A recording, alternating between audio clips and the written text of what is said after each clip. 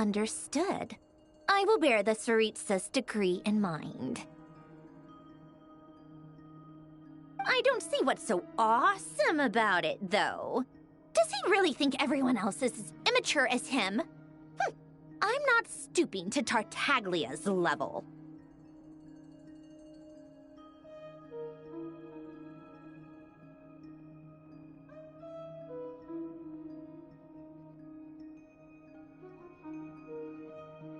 I thought you might say that.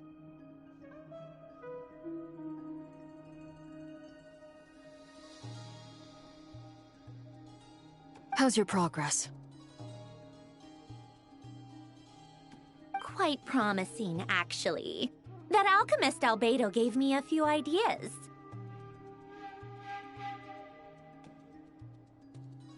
Remember how I asked you to look up some files for me? That stuff on the Nachtschitzenkreuz Institute. René de Petrichor and Jakob Ingold. Alain Guillotin despised René's theories and methods, but he never managed to come up with better alternatives either. So I adopted some of René's ideas.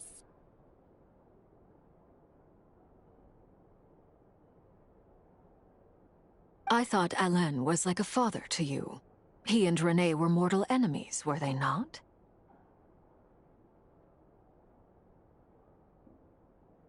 And what would you say if Lyney and his friends one day learned something useful from someone you utterly detested?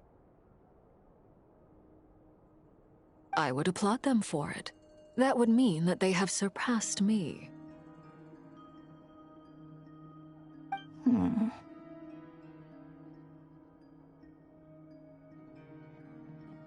For all we know, Alain Guillotin might have thought the same thing. Not that it matters, though. He's dead, and I'm alive. So it's my call to make. Once you die, it doesn't matter how great you were in life. Only the living get to decide what happens next. Hey, come on out. They're back. Huh?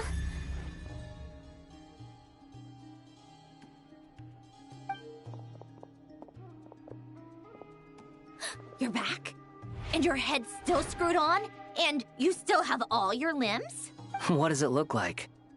Way to keep your composure, madam. Excuse you. I am perfectly composed. Glad you're okay. Yes, it's a huge relief. Worry? Oh, yeah, right.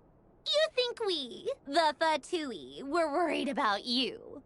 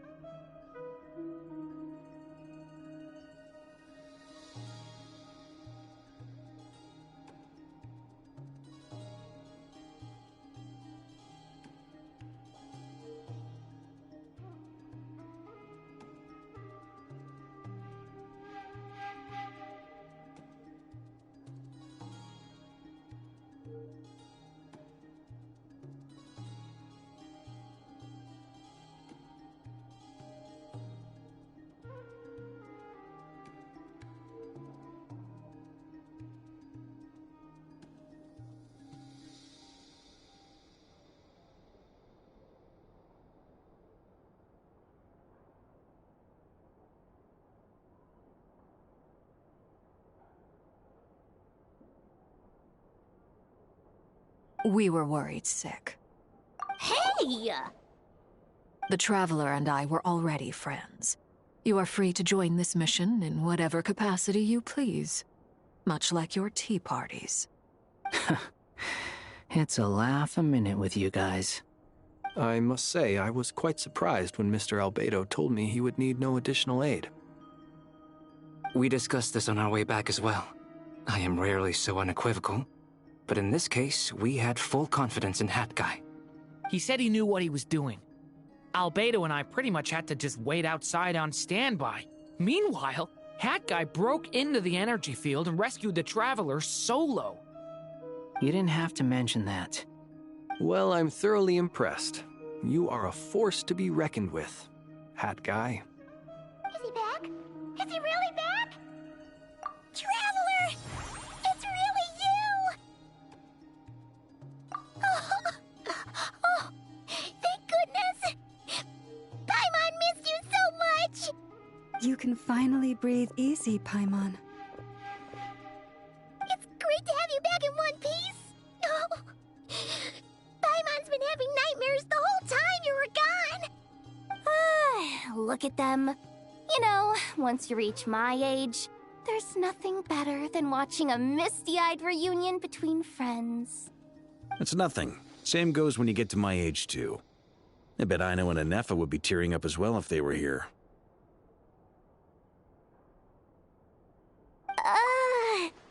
Varka, I'm not sure Anefa can cry. Oh, yeah, good point. Hey, your eyes are looking a little red and puffy. Come here, let's hug it out. What? Ew, no! No, thank you. You're not my dad, okay? Knock it off! Everyone, I'm sorry for all the trouble I caused you. But the silver lining is, I didn't come away from this ordeal empty-handed. While I was being held captive, I learned a lot about Dottoro's current capabilities, and what he plans to do with them. Allow me to explain.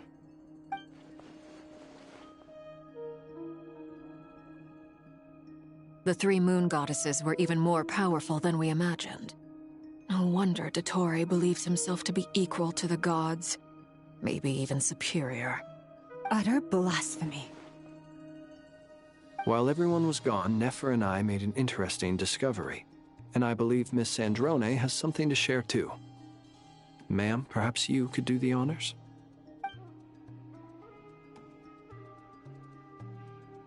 Called it. Getting rid of a pesky troublemaker like her is like trying to clean up after a crumbly cake. It always comes back to haunt you. Our next step is to find a way to bring her back.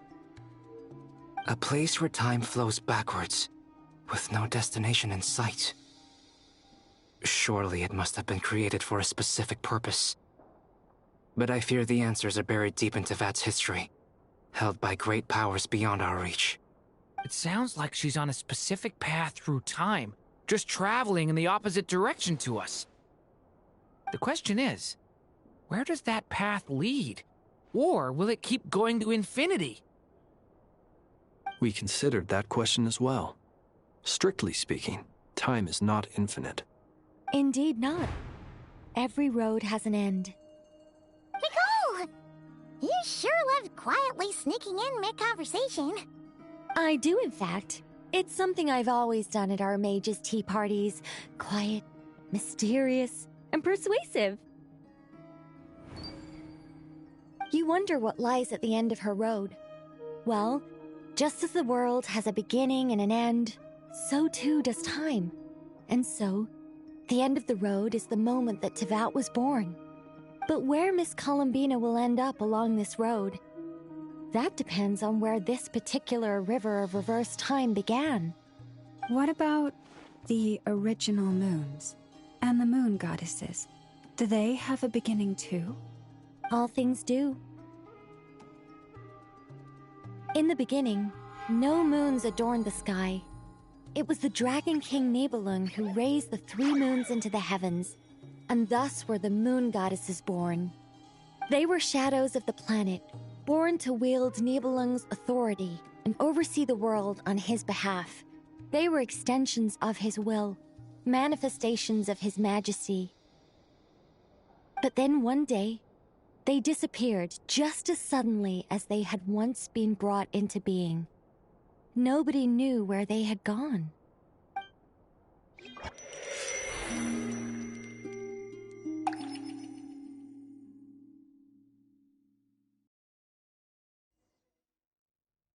Like I thought, no more paths back to reality have emerged since.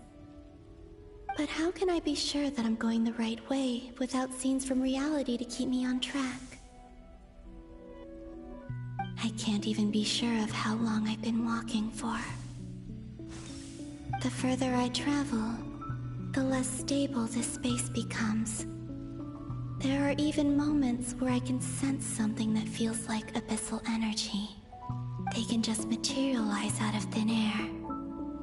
I have to keep my wits about me.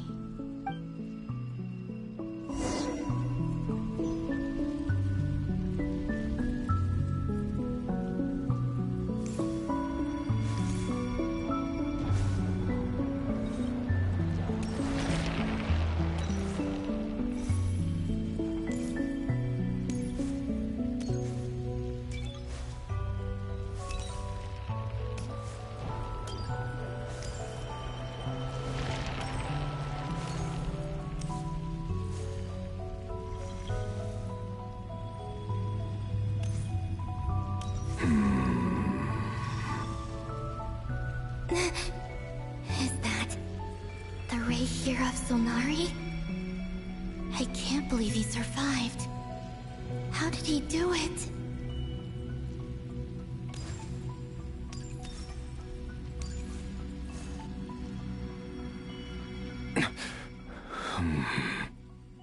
You are the Moon Goddess.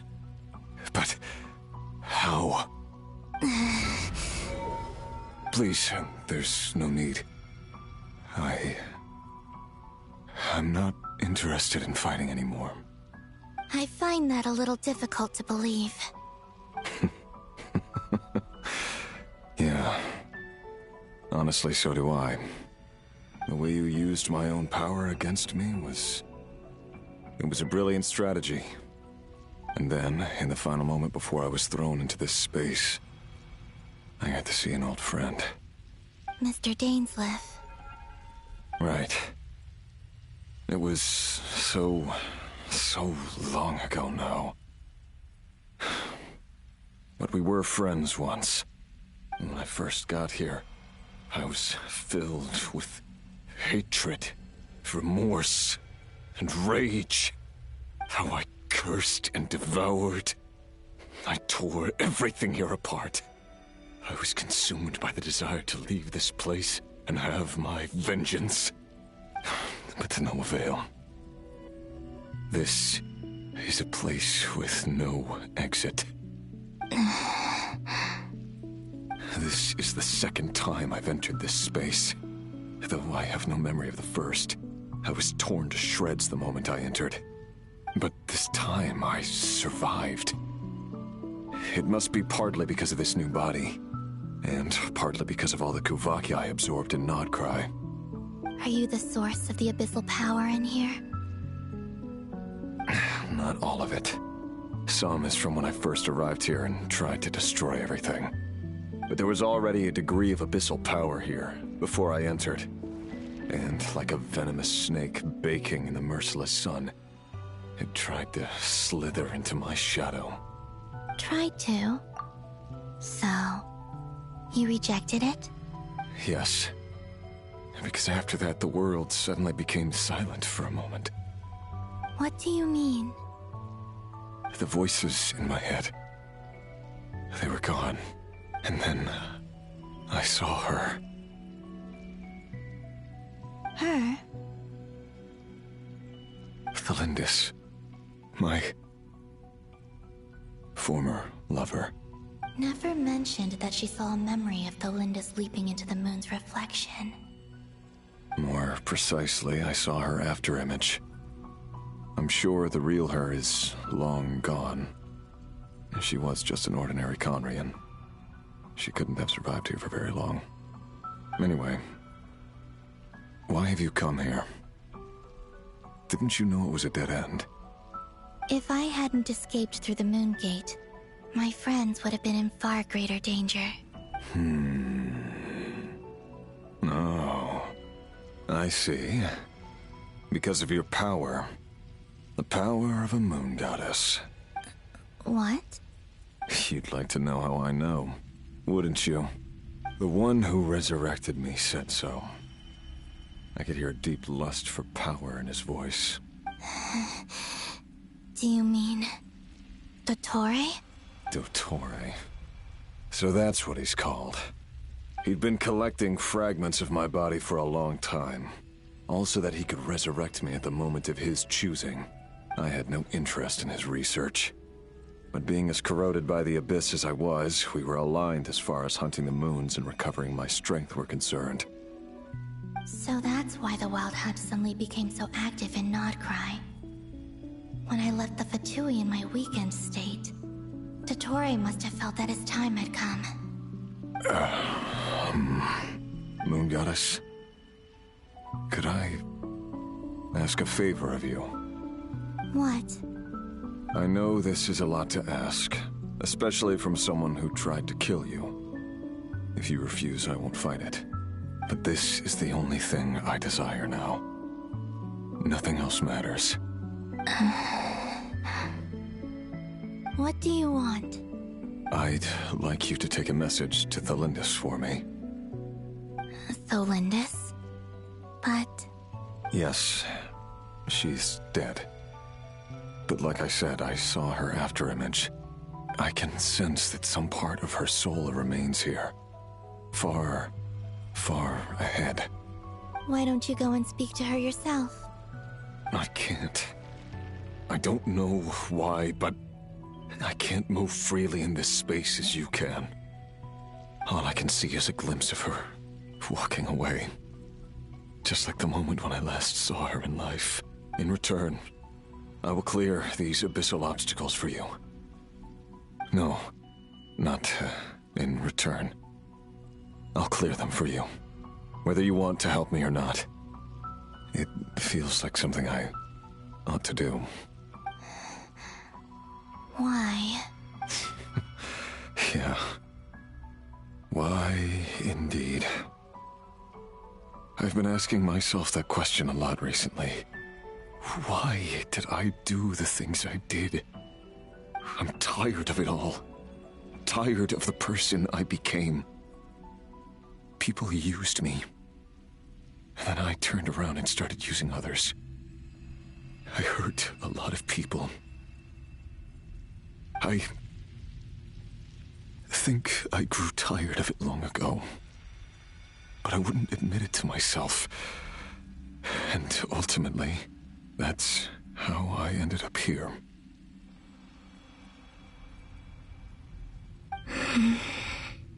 What do you wish to tell her? All of it. My past. My mistakes. Everything that happened after we were separated. Is it okay if I give her the abridged version? Yeah, I'm sure there's plenty you can skip over. Just tell her the important parts. Whatever you think that means. Like the part where you relentlessly tried to kill us? It's up to you. Love demands honesty. But my relationship with Thelindis was built on lies. We hid too much from each other. But after living my whole life in the shadows, I don't want to hide anything anymore. I will do my best.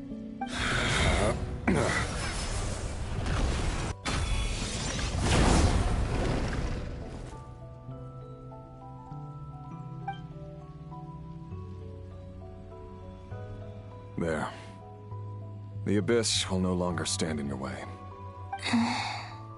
Even though Mr. Dainsleif felt he had to fight you, I think he still regarded you as a friend.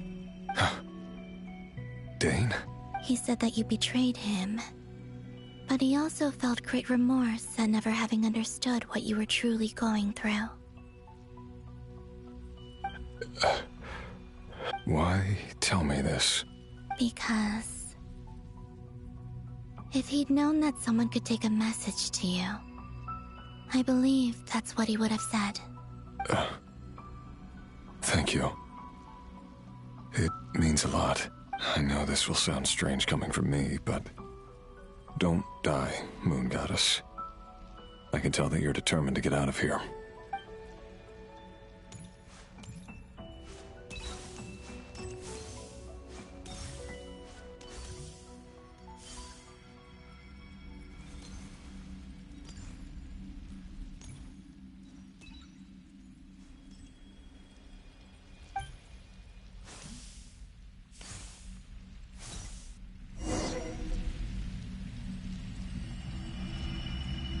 He kept his word.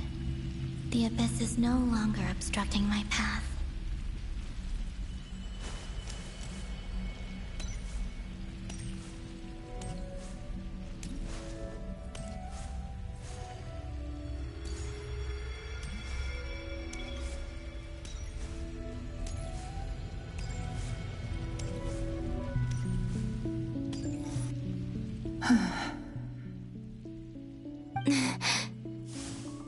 Is that the Lindis? She wasn't far off at all. And yet, they can never meet. Hello, Miss Thelindis. Who are you? How do you know my name? I've never seen anyone else here before. You can call me Columbina. I promised Rerir that I'd bring a message to you. Rerir?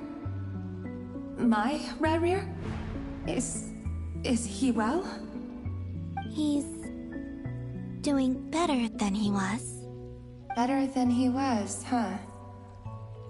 Sounds like he's had a pretty rough time. Others have had a rough time on his account too. In many cases, their time ran out because of him. And I'm not just talking about the children of the Crimson Moon. So, things got worse before they got better. Could you tell me what happened, Miss Columbina? Are you sure you wish to know? Yes. This is my opportunity to learn the truth. No matter how hard it is to hear, I have to know. I admire your courage. However, time is short. I cannot stay here for long.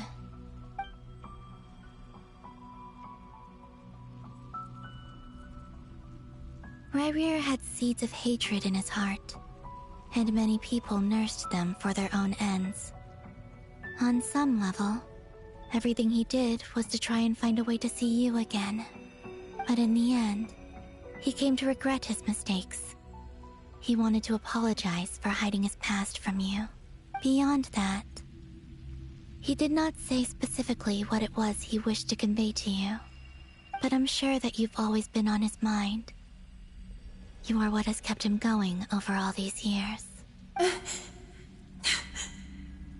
I'm sorry, Miss Columbina. This is so upsetting. I'm not sure how to put my feelings into words. It's all right. I understand. Well, that's everything from me. So, I guess I'll be... Wait. One moment. Time flows backwards here. The road ahead only leads further and further into the past. I know. I intend to reach the end of that road. Without a moon marrow, without the 3 moons' power, you won't make it far. Wait, unless... Are you one of the moon goddesses? You could say that. I see. I often think to myself, if life is like a train ride, why haven't I reached the terminus? Where am I even going? And it's not just me, it's this whole place. Wherever it is, it seems like it's existed forever. It's such a mystery. Where is it going? I must seem so ridiculous. I can't answer these basic questions, and yet I jumped right in here without hesitating, only to be torn apart the moment I entered by powerful energy currents. Only my soul remains now. Thinking back, I was suddenly overcome with fear and terror in that moment. Perhaps I too became bewitched by the Abyss. I may have been the leverage it needed to control Rayrir. I used to be a researcher at the Universitas Magistrorum in Conria, researching the iridescent moon's marrow. Eventually, I came to the conclusion that time in here flows in reverse. Rayrir was one of the Venster King's retainers. With me, he was in an impossible position. It plagued him constantly.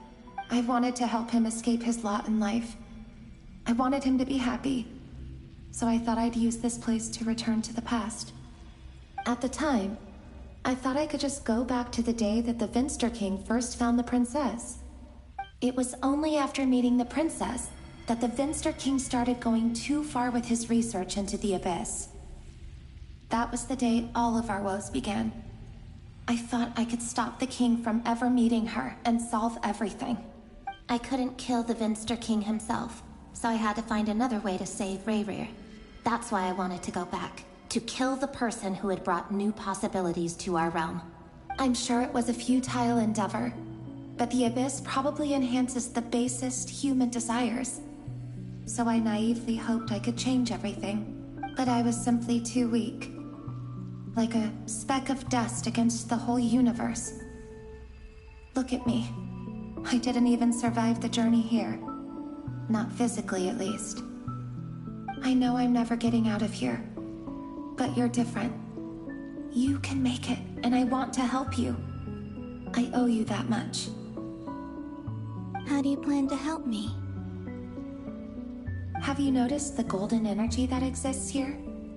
Based on my past research and my observations since coming here, I believe they carry you forward faster.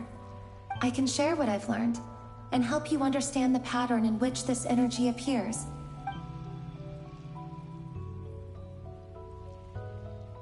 I think you just might... Now, I know you will be able to change the past. Also, I've been speculating about where this space ends. The documentation was scanned, but from what I know of the legends about the moons, the oldest ones seem to begin with Nibelung, king of dragonkind. I have no way of verifying any of it by this point. But if it's true, you might be able to reach that era if you keep walking. Understood. Thank you, Miss Thelindis. I'm the one who should be thanking you. If you hadn't entered this realm of everlasting death, what use would my deductions be? Thanks to you, they have some meaning. About Rayrir, I'm so sorry. For everything. It wasn't your fault. That's not true. Because we both feared bringing trouble upon each other, neither of us ever told the truth. And that dishonesty sealed our fates. But enough about that. I wish you a safe journey, Miss Columbina.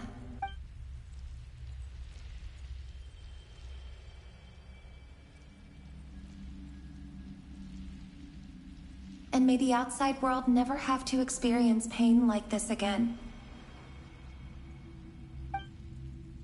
Rayrir, you're there, aren't you? I cannot see you, because you exist in the future. I expect we'll be trapped in this prison of space-time for all eternity. But please, gaze upon the past, and then sit for a while. Let's find a place to sit down together, just like we did when we first met.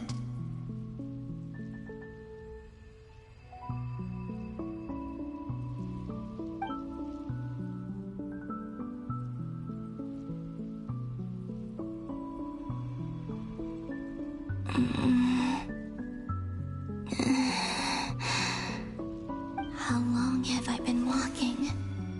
How much further till I reach the end? Is there even an end to be found? Everything's getting blurry.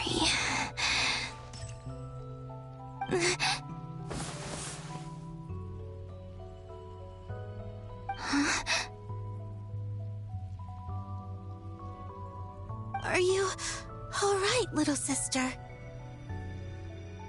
Have you come from the distant future?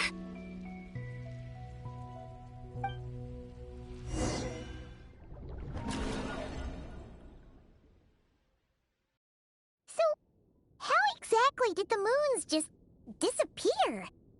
Shouldn't it be a little harder to get rid of major creations like moons? The world is a vast and ancient place. On a certain scale, all life lasts for but a fleeting moment. Miss Nicole explained that the moon goddesses likely perished in the War of Funerary Flame. The moons themselves were also destroyed at that time, save for the Frost Moon, from which a new moon goddess was later born. Am I missing something then? 'Cause the stories say that the moon goddesses were born on the moon, but doesn't Columbina say she was born in Nodcry? Huh, you're right! Why do their birthplaces differ? What's the difference between the two generations of moon goddesses? Big sister. Also, remember what Sandrone said? Her scans detected 4 moons. In other words, 4 moon marrows. Technically, the result of the scan means that 4 moon marrows were detected and positively identified as moons in that moment.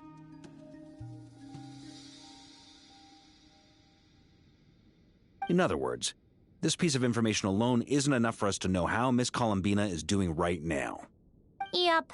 We have no way of staying up to date on whether she's dead or alive. She's on her own for now. But at least she's trying her best to get back to us. Yeah. She's a tough cookie. And a sore loser, too. We have to trust that she'll find a way. Because we really need her power. As much as it pains me to say it, we've got no chance of beating Dottore in a straight-up fight. He's much too powerful. It wouldn't even be close.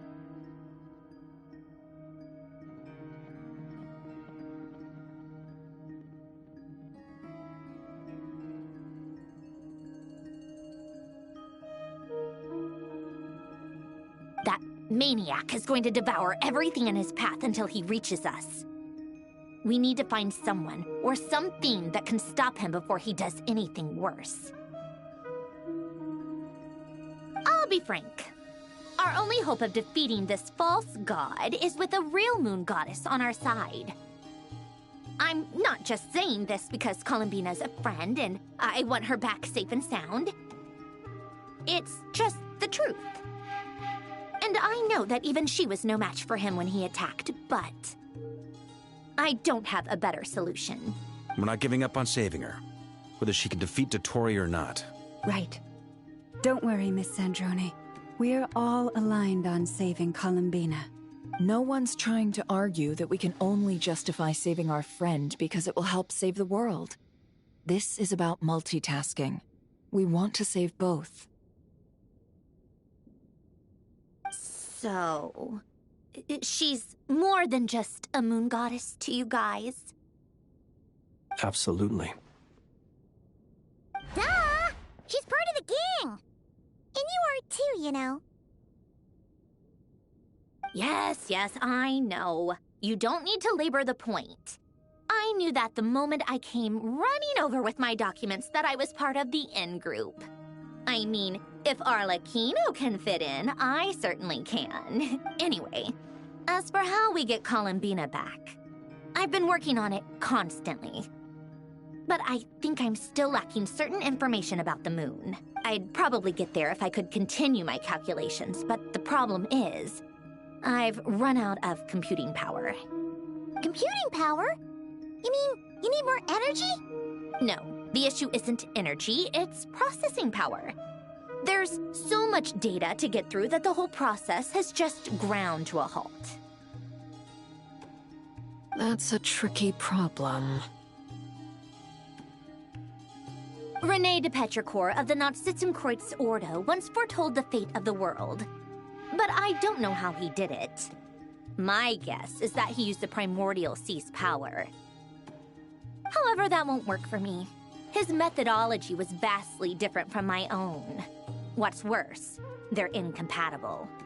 And, to top it all off, we can't even leave Nodcry. Ugh, this is so annoying. If I'd known we'd run into a bottleneck like this... Well, no, the design bureau's a bust as well. Curse that Dottore! Couldn't have made this harder for me if he tried. Oh, what do we do then? How about we grab a bite to eat and take a break? Maybe something will come to mind after you've cleared your head. You don't get it, do you? I'm trying to calculate the fate of an entire world here. And I need accurate results, not vague prophecies. Where the heck am I gonna find the computing power for that? Ahem. Anyway, time to shelve the discussion on technical difficulties. Being a killjoy isn't very ladylike, after all. Either way, we've done what we can. Rest well, everyone. Remember to let us know if anything new comes up. Hat guy? Is he hinting that we should talk outside? Let's go somewhere a little more private.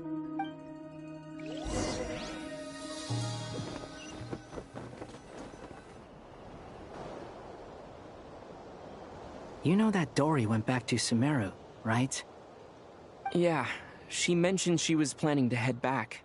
Things aren't looking good for Nodcry. She's gone to spread the word so that Sumeru has a chance to prepare for the worst. From what I know of Dottore, there are two possible reasons why he hasn't made a move yet. One is that he's still working through some kinks in his new powers. The other is, he wants to see how we're going to react. He'll easily devour everything eventually, so I guess he's in no rush to make it happen. The first false god he made was me. Now it's his turn. Even though my records were erased from Irminsul, Dottore's ideas haven't changed one bit. He once told me that becoming a god was like turning yourself into a hungry wolf or giant serpent to devour the moon. Clearly, he began studying the moon goddess's powers long before he even tried making a god. He's always wanted to get his greedy hands on divine authority one way or another. And in the end, he devoured the moon where I failed. In the desert of Sumeru, there is a chessboard built by King Deshret, also known as Al-Ahmar. I don't know if it was a real game, or if he was just trying to challenge his servants and citizens in some way. But creating games and setting rules, gods do that as a matter of course. That's the kind of power Dottore craves. Now he has the Trilunar Authority. His power is leagues beyond the common people. I don't think there's any point in other nations rushing to the front line. They're better off focusing on defense and hoping they can fend off any threats that spill out from Nodcry. Either way, Dory will inform Lesser Lord Kusanali, and she will contact the other gods in turn. The Seven will have some recourse available. If nothing else, their protection should keep the rest of the world from descending into chaos as quickly as Nodcry has. So on the bright side, even if Nodcry is doomed, your friends in other nations won't be in any immediate peril. That's good to know. But I'm not ready to give up on Nodcry yet. There's a word for people who refuse to let anything go. It's called being greedy.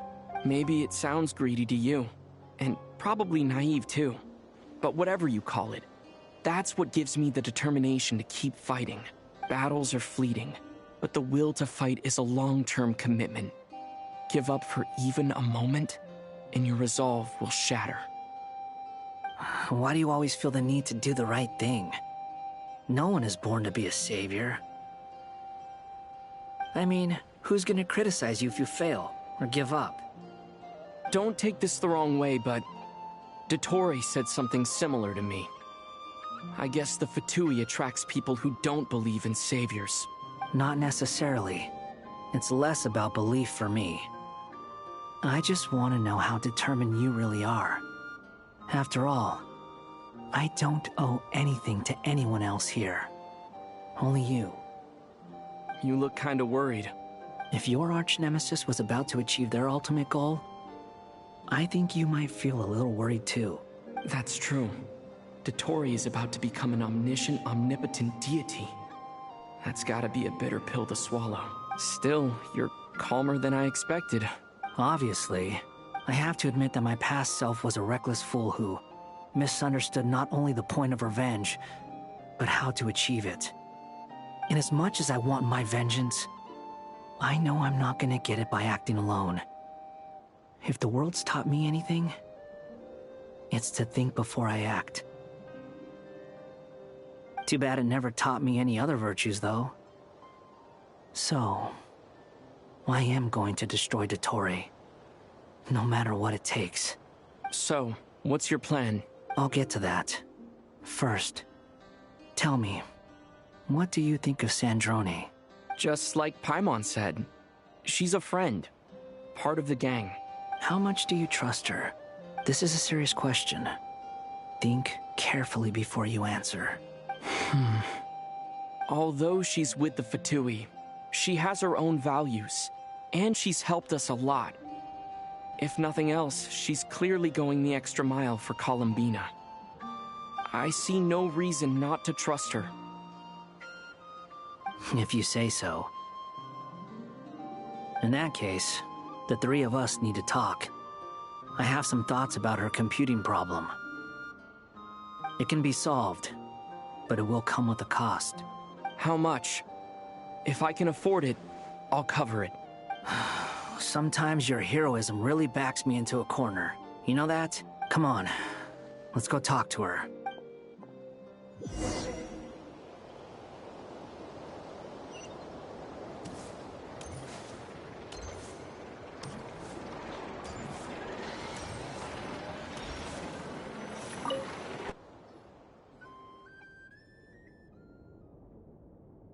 Miss Androne, Traveler. Hey there. Paimon's here too! She was just helping them sort through their things. How did your chat go? That was fast. The call only just ended. Well, you said it was urgent, so we got here as quickly as we could. Albedo, I have some alchemy questions for you. I see.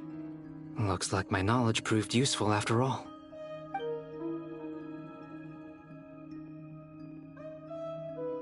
If I might ask, what is the end goal for the modified formula you'll be using? I needed to predict the future of the entire world. But I've run into some teething issues since trying to implement Renee's theory of the 4 Orthants. I see. I'll have a look at it. Still, computing power is the real issue here. How do you plan to solve it? About that, it's been sorted. Oh, with the Traveler's help? Actually, you're not wrong. He found the person with the solution. Was it Hat Guy? Yeah, it was him. Wow! Go Hat Guy! Seems like all that time studying at the Academia is paying off big time. But where is he? Wasn't he the one who asked Albedo and I to come here? Come with me.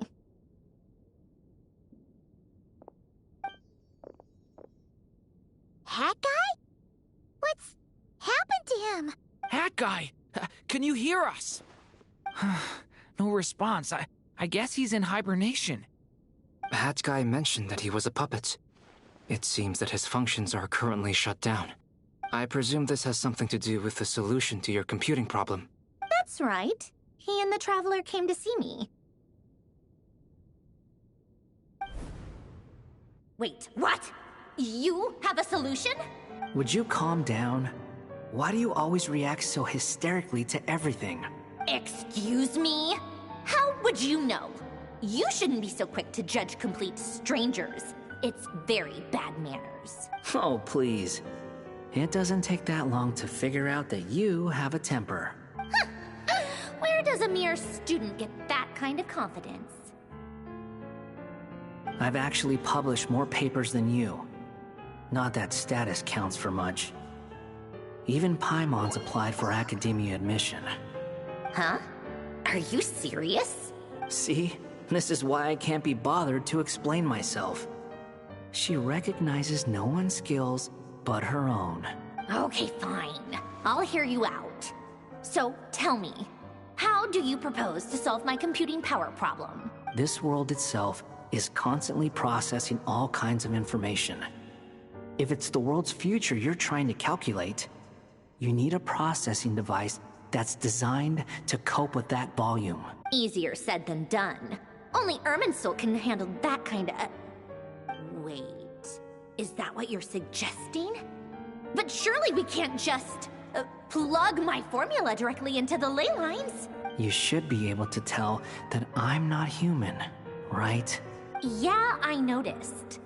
The technology, though, seems pretty ancient. Very different from Fontaine's. It's a completely different system. Conrian, to be precise. I'm what they would have called a puppet. Puppets need an energy source and processing power. The artisans who built them sought out the materials most suited for that purpose. You? Do you mean... The Traveler and I have talked it over. He's willing to vouch for you.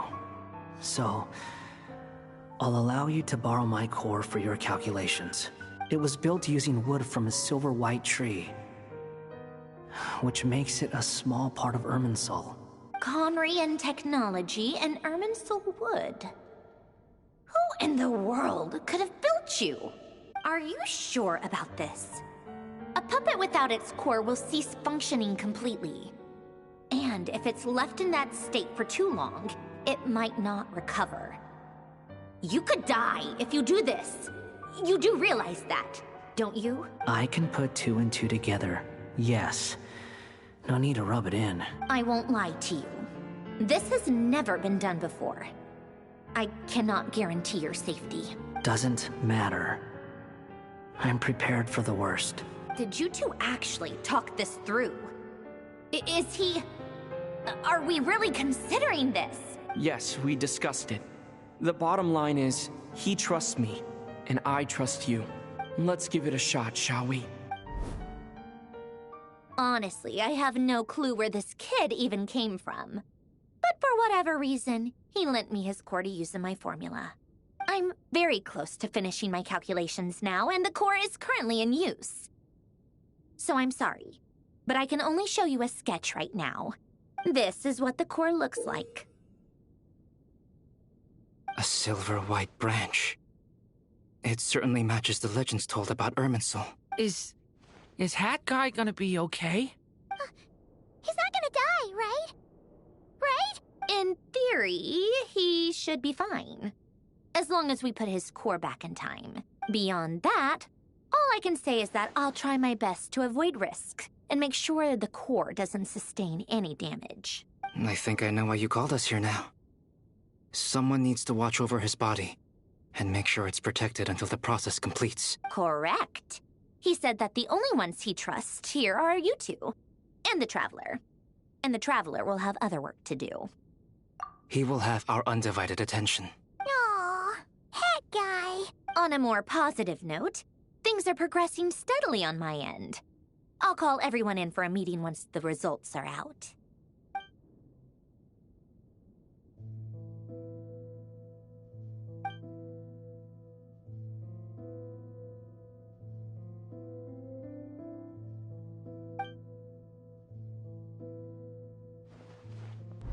The worst-case scenario with the core removal is either a system reset or a total loss of function.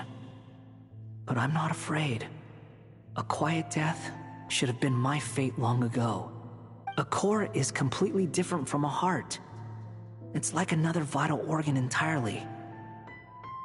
I never believed it could be a true replacement for what I sought. But in the end, it turns out the core was more useful to me. Pretty funny when you think about it.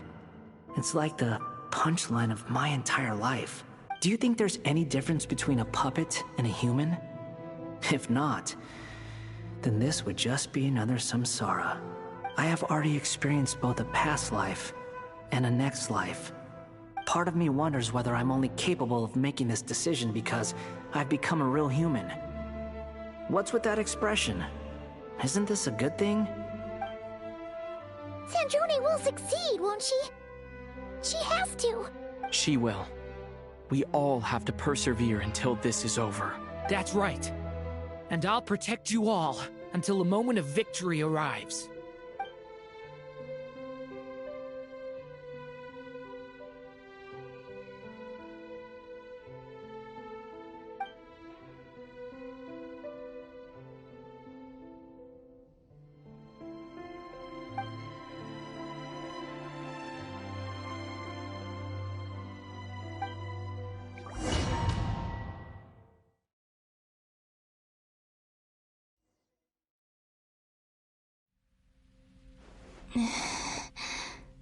Who are you? Call me Sonnet. You have the same power as Canon.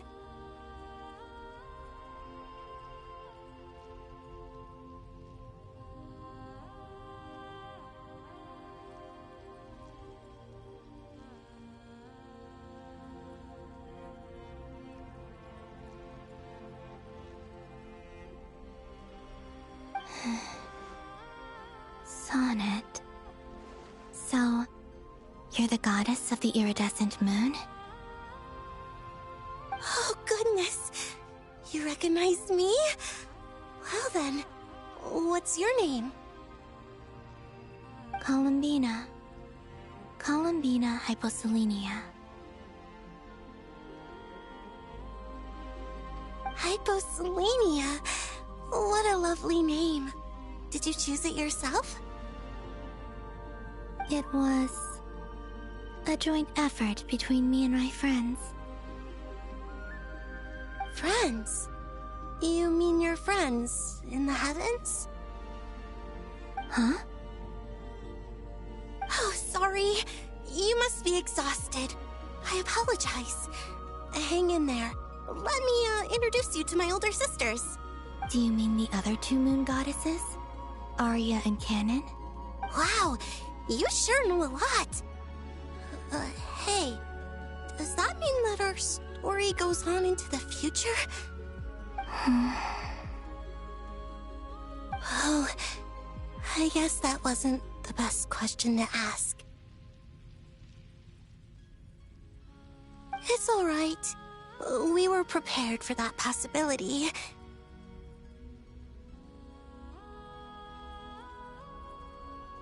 You could say we were too prepared. I can't even remember how long my sisters and I have been here by this point.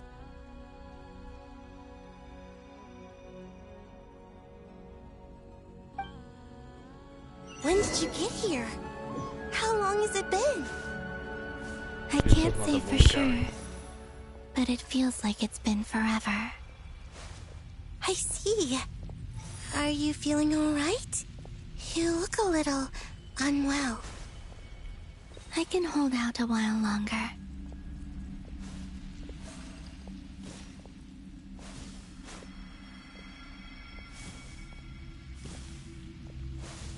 We don't have far to go. The place where my sisters and I are based is just up ahead. Don't worry, they're both really nice. I'll introduce you.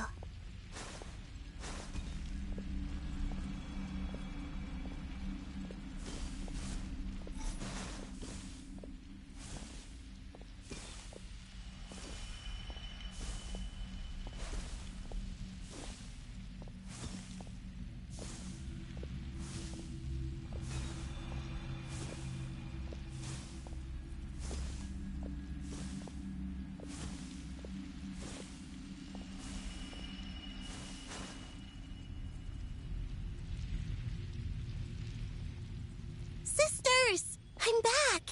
And look who I've brought with me!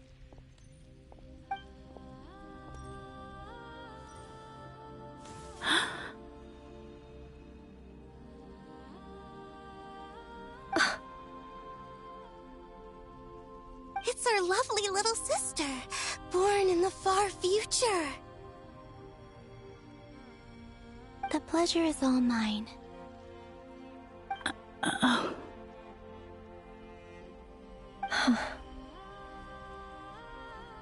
Allow me to introduce you to Columbina Hyposelenia. This is Arya, the goddess of the eternal moon. And this is Canon, goddess of the frost moon. Canon, don't you think Hyposelenia's power is similar to yours? Hello, Columbina. I apologize for our startled reaction just now. And please, forgive our little sister if she's been annoying you. She tends to talk a lot. It's fine. You seem shy. Don't worry, Columbina Hyposelenia. No one can hurt you here. Could you tell me where here is? Please. I must know. My dear sister.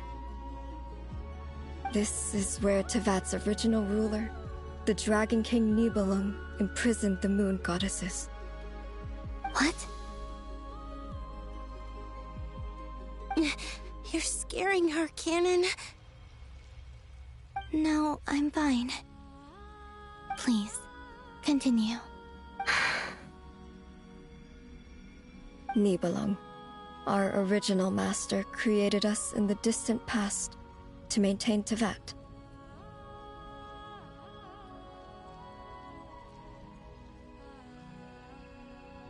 But he left this world and traveled into the dark universe beyond, to explore worlds vaster still.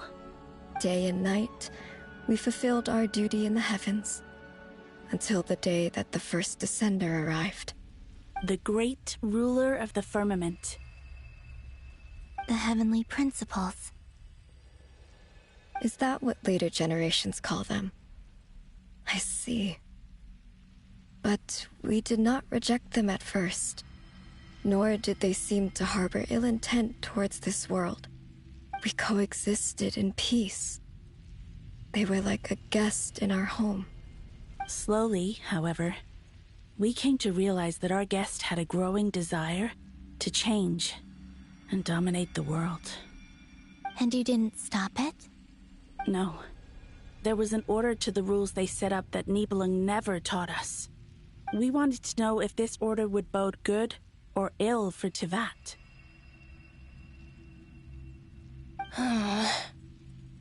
All right. Canon and I wanted to know. Sonnet was against it from the outset. Later, we discovered that this great ruler of the firmament bore an almost paranoid hostility toward the desire of certain life forms to seek power. Or perhaps they feared them.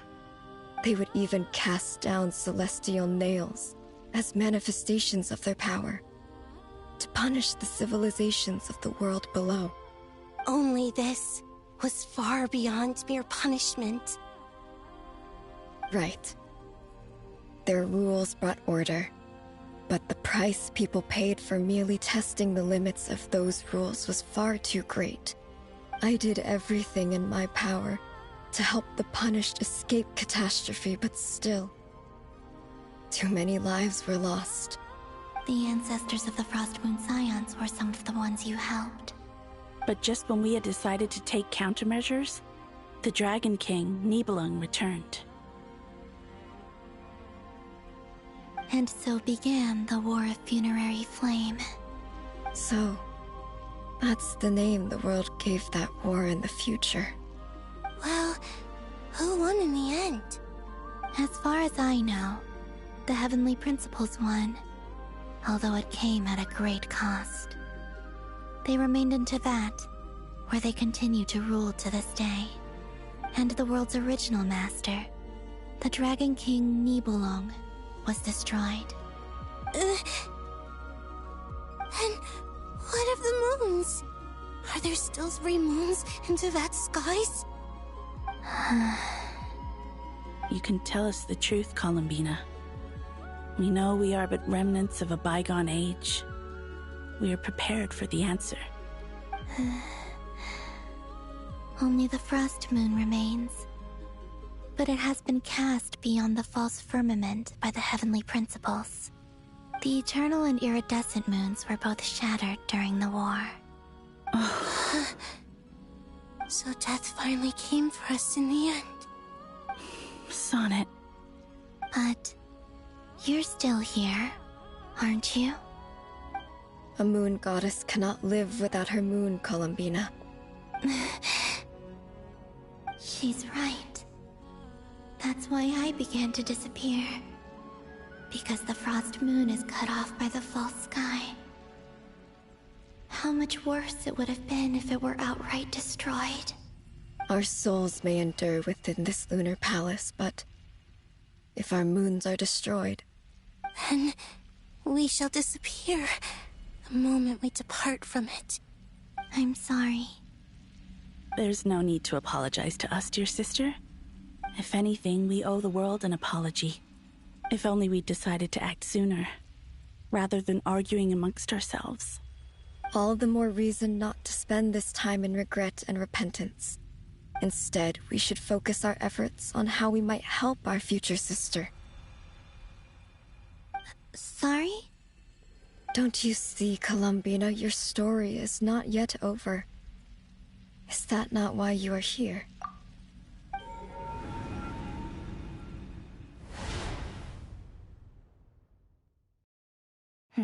It's done.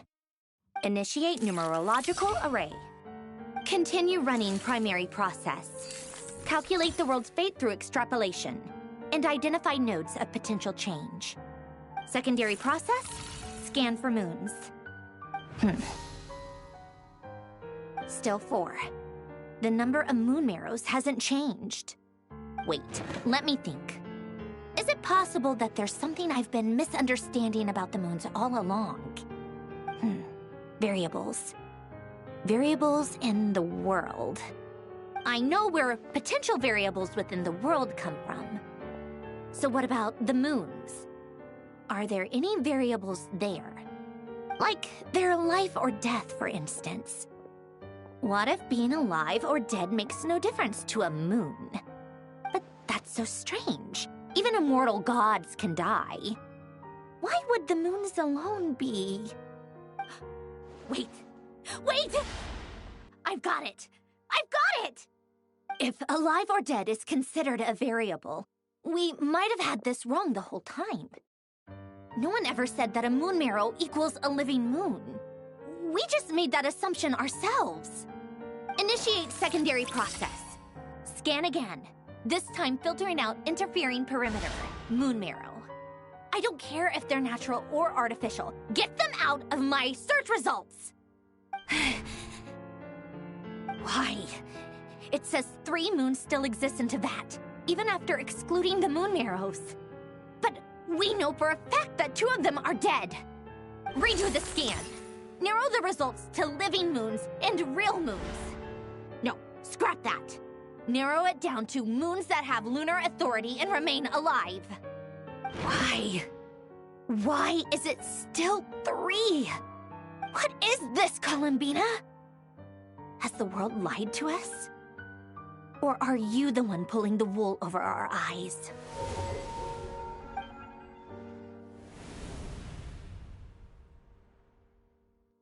So, you think that the moon's reflection might be where Nibelung imprisoned the 3 Moon Sisters? Yes, it would explain a lot, such as why that space would respond to a moon goddess's power, opening the moon gate at her command. It would also explain why Miss Columbina has been unable to leave, and why time flows in reverse there. In the messages she sent, Columbina promised us she'd find a way to return. But we have no way of knowing how, when, or where this might happen. The fact that she still has yet to reappear in this world indicates that returning from that place is no easy feat. We cannot afford to simply wait for her. So you're saying, if she could return by her own power alone, she would have done so long ago? Yes, she certainly wouldn't leave it to this late stage when it's so touch and go. I've been giving this some thought, And I've come to believe that Luanatar might be an anchor that she left behind, as a sort of future waypoint. This could also explain why Luanatar is always by the Traveler's side. Sounds like a plausible theory. If that's the case, there must be some criteria we need to fulfill to allow Columbina to return to the present. The question is, what could they be? Hello? Listen up! This is extremely important!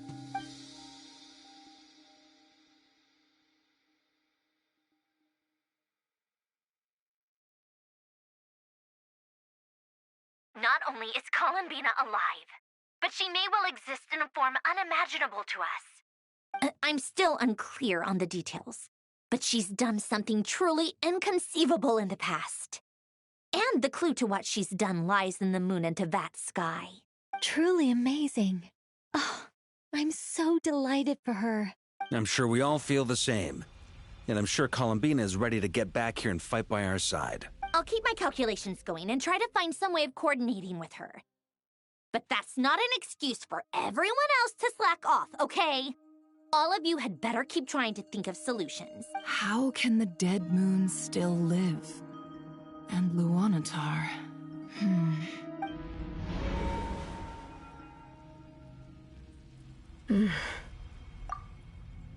It's hard to believe that's what will happen in the distant future. Our authority is linked to the most fundamental rules of Teyvat. I suppose it's no wonder that many would covet that power. I didn't realize that when you said friends, you meant people who live down in Teyvat. It's so lovely. I always wanted to go down there and have some fun. Have you ever tried leaving this prison? Of course. Between us, we've tried everything.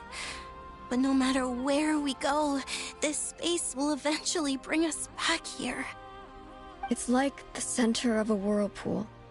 Everything ultimately converges here, at the moment when Nibelung imprisoned us. In that case, have you tried using any of those pathways that connect this space to the real world? Sorry? What are those?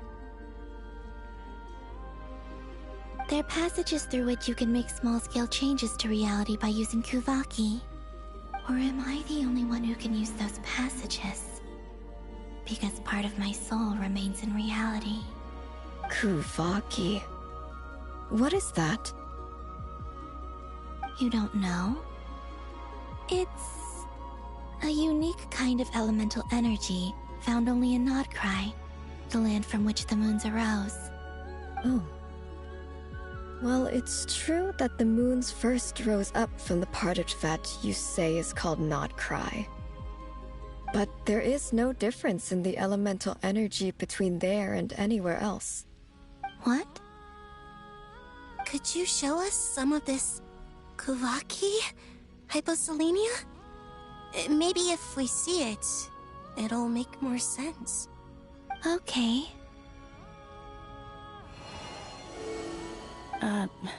Isn't that just your power? What? But it's everywhere in Nodkrai. In the air, in the land. Even the creatures who live there have adapted to its influence. How curious.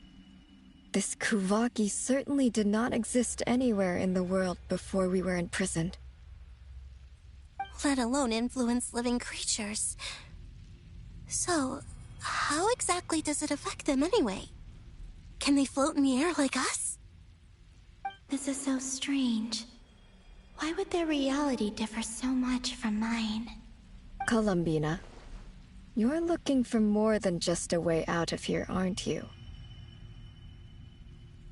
Yes. If I am to help my friends, I will need tri-lunar authority on par with that of our foe. You mean... you'll need our power? This sounds extremely risky.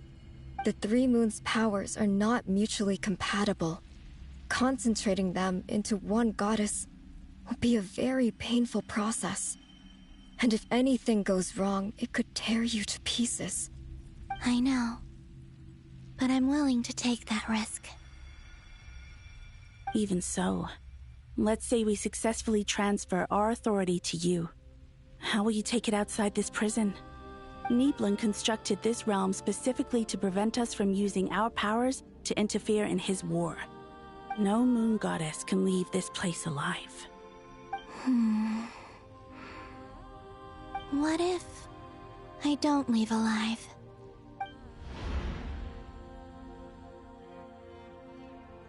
Where do we even start? How are we supposed to figure out what we're meant to do to help Columbina?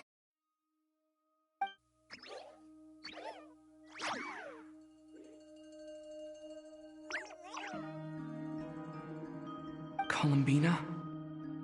What do you need from us? If she really got to the beginning of time in there, how do you think she'd leave us a message?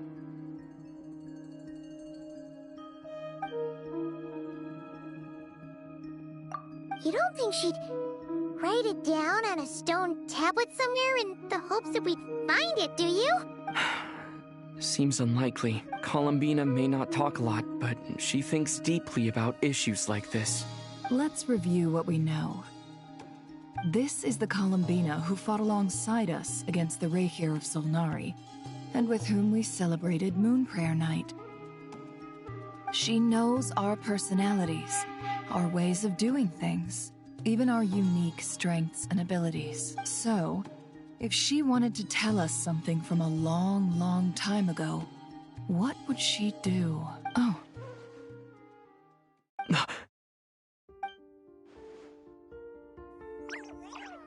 Traveler, you once said that those golden ripples also appeared when Luanatar was born.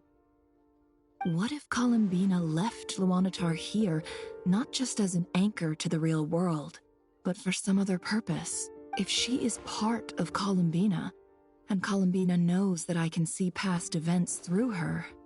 Oh yeah! Like when you peeked into Rerir's path through his heart! Nefer, wait! If you're right about this, and you can really see past events through Luanatar, your eyes, they'll... Oh, I know. Looking at Rerir's past in Khaenri'ah was already enough of a strain on my eyes. Looking this far back into the past, it'll surely blind me. But it's our only chance. This is the only way. Boss. We spoke about this once, a long time ago.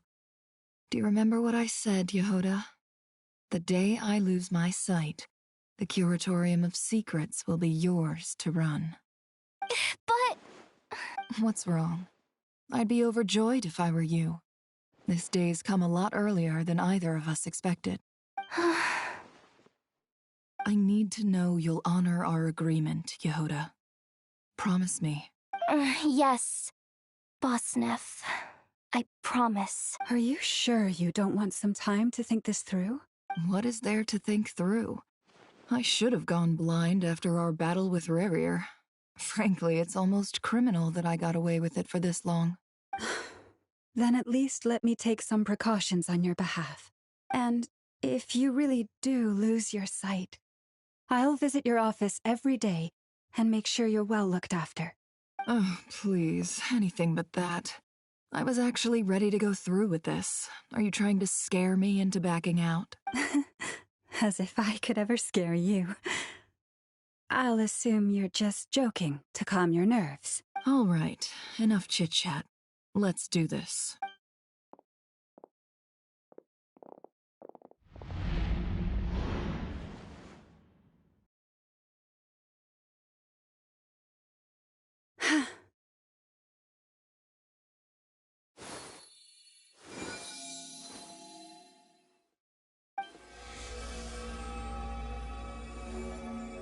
All done. Good. Now give me some space. Come on then, little one. Show me what happened in the past.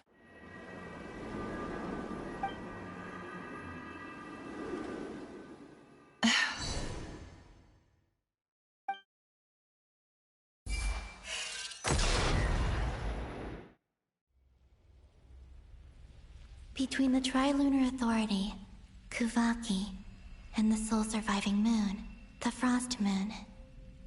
I think I might know how to get back.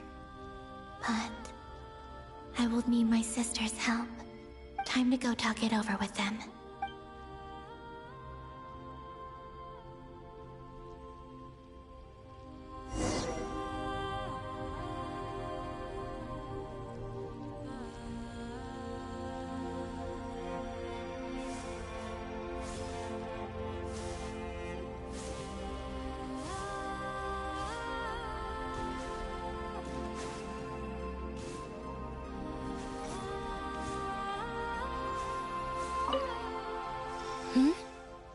Have you decided what to do? I hope it's not too dangerous. You really scared me when you said that thing about not leaving here alive. Come on, let's go find the other two.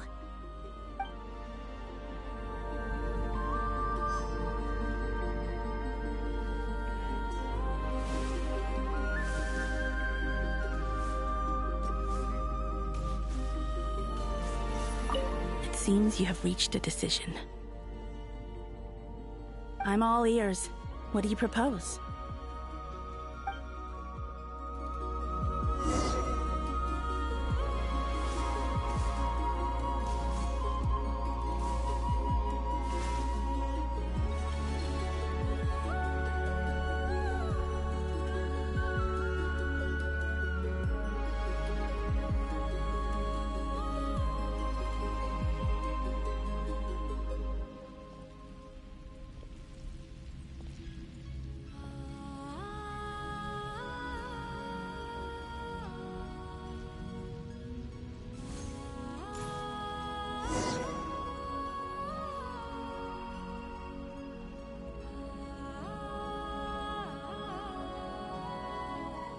Have you figured it out, Columbina? Tell us, how do you plan to leave this place? I intend to die here, in this moment, and then be reborn in the future with the help of my friends. What? What are you saying? How can the dead be reborn? And how will you inform these future friends of your plans? You can't exactly leave oracles. Nothing can escape this place. Not a single ray of moonlight. And even if you found a way, what if they never find the message you left for them? You'll... No, that won't happen. Come again? They will find my message. I'm sure of it. I'm not following. How exactly will you achieve this? It's quite simple, really. First, I will leave my soul here.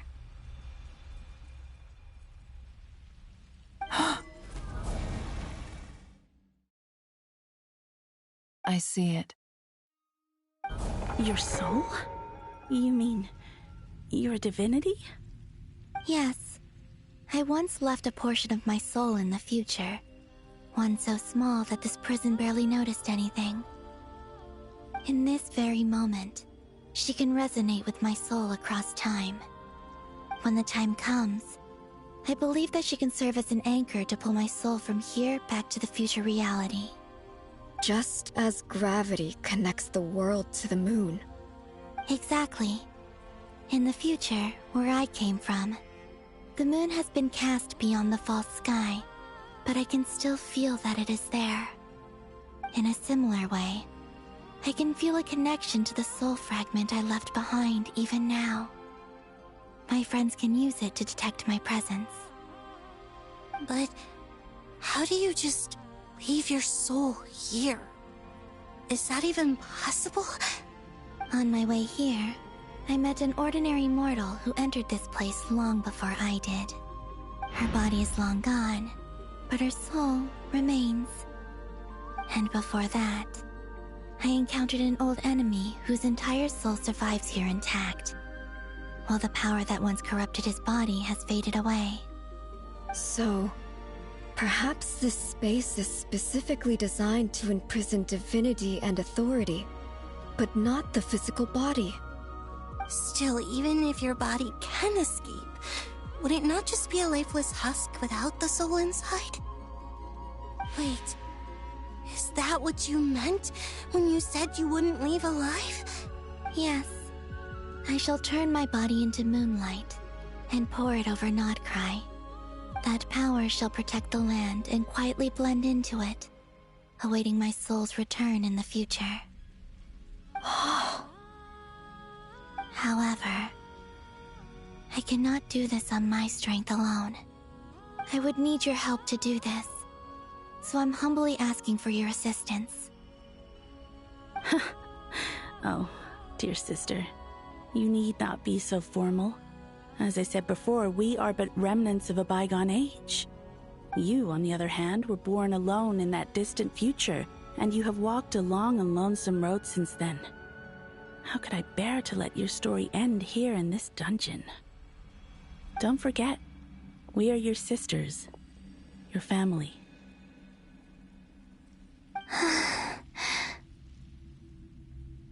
Arya's right. Actually, I've always wanted a little sister. Can you imagine how it's been for me? Getting nagged by two older sisters all the time. Now, I finally get to be the big sis. And not just that, but I get to help you return to your world, too. How could I say no to that? Sonnet.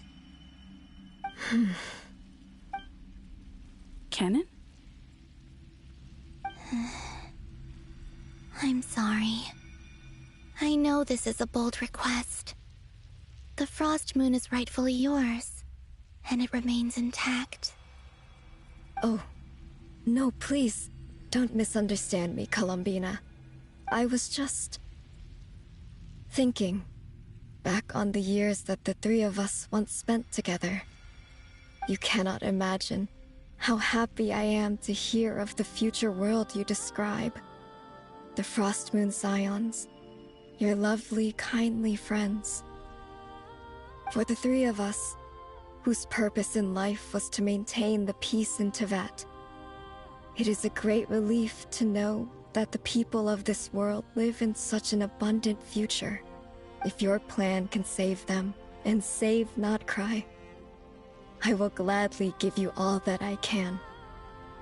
Besides, the three of us have been together since the day we were born. I could never abandon them to live on alone without them. Kennen. Still, I do have one question I would like to ask you before we proceed. Certainly. What is it? Why do you cover your eyes?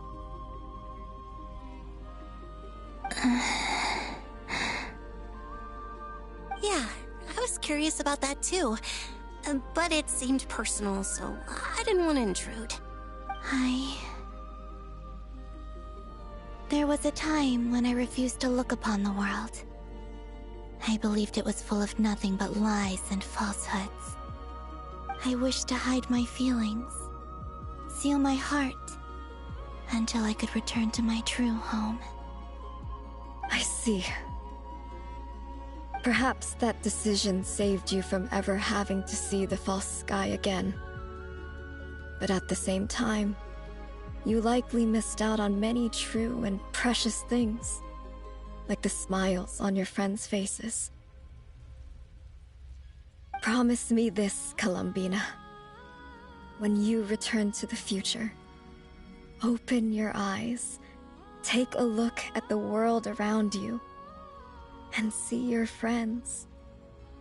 I'm sure that you know this already, given that you long to return. But that is your true home. Give me your hand, Columbina. Arya, Sonnet, you too. Okay. All right.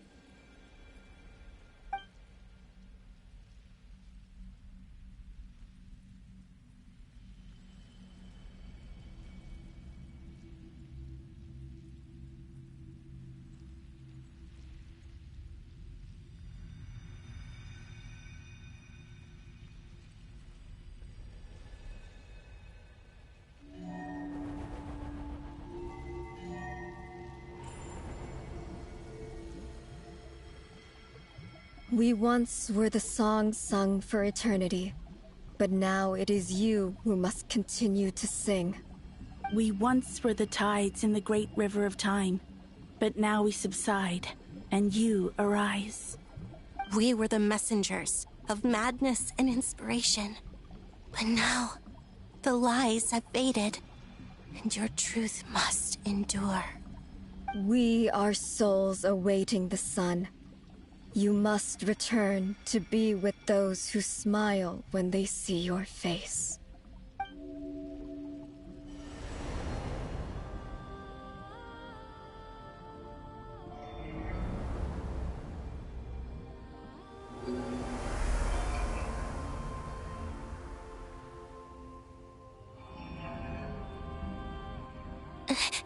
Is it done? Yes. We have transferred the authority over all 3 moons to Columbina Hyposelenia. From this moment on, she is the Tri-Lune Goddess, the one and only moon goddess of this world.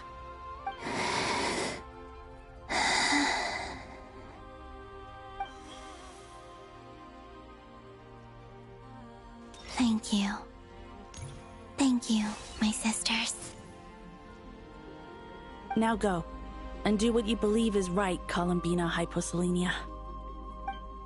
Be aware that we cannot grant you the power of the 3 moons beyond these prison walls. The conflict that arose over their remains following our disappearance will still take place.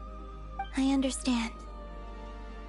Sisters, oh, my body, it feels...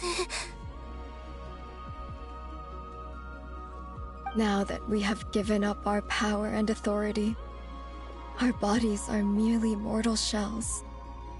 This prison is dissolving them as we speak. It's okay, Sonnet. The end must come for every god, just as it does for every human. That's all this is. The final destination of our lives. Canon and I will be by your side the whole way. We have one final request, Columbina.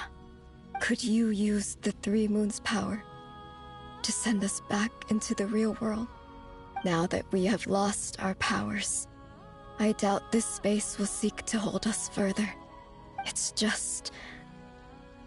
we would like to spend our final moments together in the only place we ever called home. Of course. Gladly.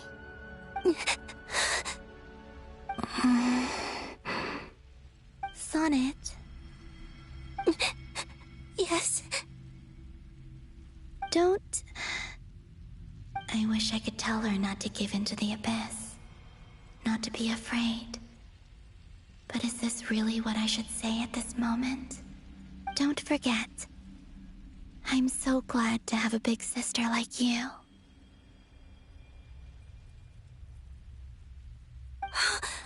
No, Hypo... Thank you. I'm okay. I'm not afraid. As long as my sisters are with me, I won't be afraid.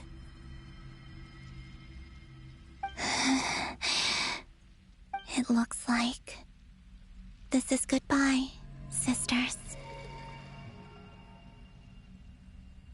Goodbye, Columbina. Take care of this world in our stead. I will.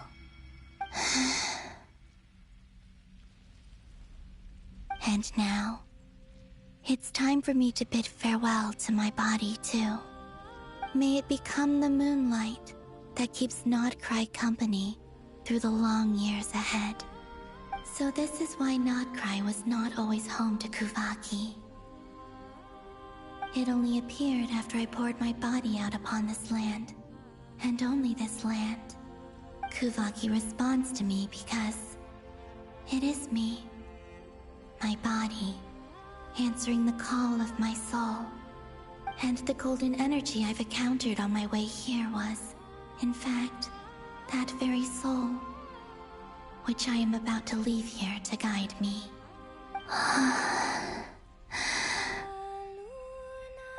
power Trilune, eternal moonlight.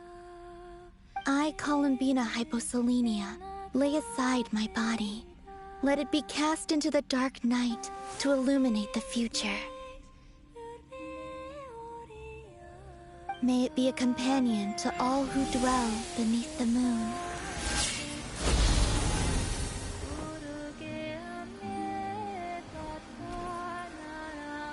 Until the time comes for me to return home.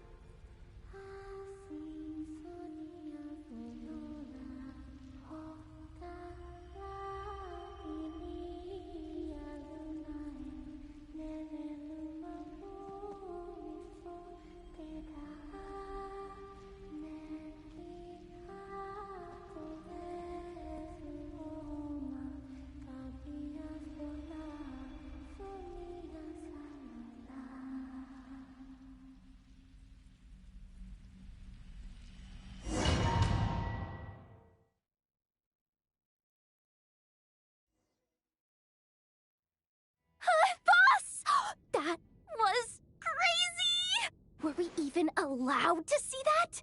Is anyone? Oh, can you still see? How many fingers am I holding up? I see 2 fingers, and a look of sheer terror on your face. Truly astounding, Miss Nefer. Your eyes have glimpsed the very ends of the world, and yet they remain as sharp as ever. Or is the credit for this miracle due to Miss Lauma? It seems that even time itself is no match for your medical skills. Surely you jest, Mr. Flint. I suspect we have Columbina to thank. She must have realized the immense toll that the ritual would take and purposely set aside some of her power in the past to protect Nefer's eyes when this moment arrived. There is always a great price to pay for witnessing the truth, but it seems that this time, Columbina has shouldered that burden on our behalf. She chose the perfect method of getting a message to us. Though her eyes were always shut, she was clearly so perceptive. She knows us well. She knew exactly how we would think and what we would try. Despite being separated by time and space, we're seeing the same possibilities and seizing the same opportunities. We still don't even know if she's okay right now. But as long as there's a chance we can do something, we'll fight to make it happen. We'll get you back somehow, Columbina.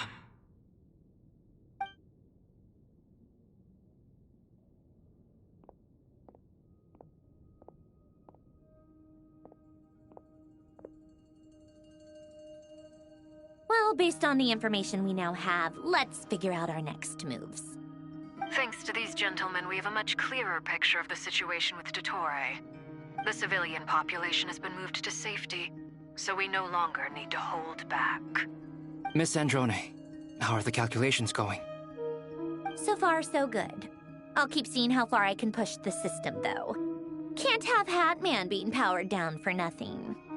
There's still a long road ahead. Where should we begin?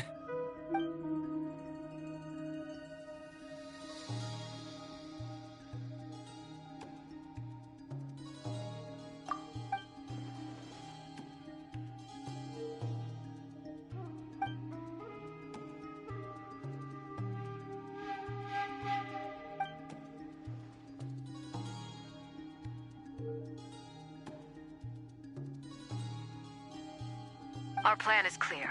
Time is short, so let's get moving. There's just never enough time, is there? Time is the bane of my existence. Ugh.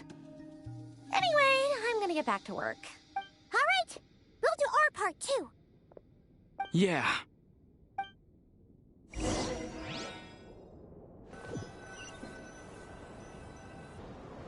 Albedo's theory says that elemental energy can dilute the light realm's power, but I'm no expert in building elemental defenses. Sounds like something out of the advanced elemental theory section of the library. Whew. You seem quite troubled. Well, yeah. I mean, who doesn't get a little flustered when they're completely out of their depth? You were the very picture of confidence back when you approached the Hexencircle. Yeah, I could have been faking it through that whole meeting for all you know.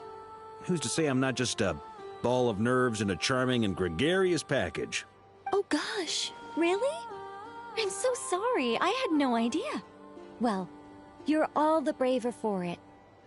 Still, I was much more in my comfort zone than I am here. At least in Mondstadt, you can cry for help from a cliff top and actually stand a chance of summoning Barbatos himself. Things have never looked bleaker than they do now. If we don't pull this off, Teyvat's doomed, isn't it? Oh, you think so? Actually, yes. Yes, it probably is. It's a shame. Don't put too much pressure on yourself. Teyvat has faced annihilation many times in the past, but it also gave us you, didn't it? Hey, don't give me that. It's not like I'm anyone special. I disagree. Every human born in this world is special. We angels have always believed that. In that case, this humble human being has a big favor to ask of you. I thought you might say that. I'm sure Alice, in her great wisdom, sent you here precisely to help us in this difficult time, yes? Well, that has less to do with her wisdom, and more to do with my power. Of course, of course. Well, the thing is, these elemental defenses we're about to build, I don't think it's a question of if they'll fail, but when. Durin's findings from his patrols make it clear that Dottore is constantly expanding his territory. First it was his lab, then the design bureau, and now this. It's not realistic to completely stop him encroaching on the rest of Notcry. Rather, our goal should be to stall him for as long as possible. If Miss Sandroni's calculations are correct, well, they're the closest thing to certainty we have in this situation, so let's assume they are. Anyway, her calculations suggest that our best hope for victory lies in Miss Columbina's return. It's up to us to slow Dottore's advance and buy time for her to make a return. Are you asking me to help you with building the defenses? No.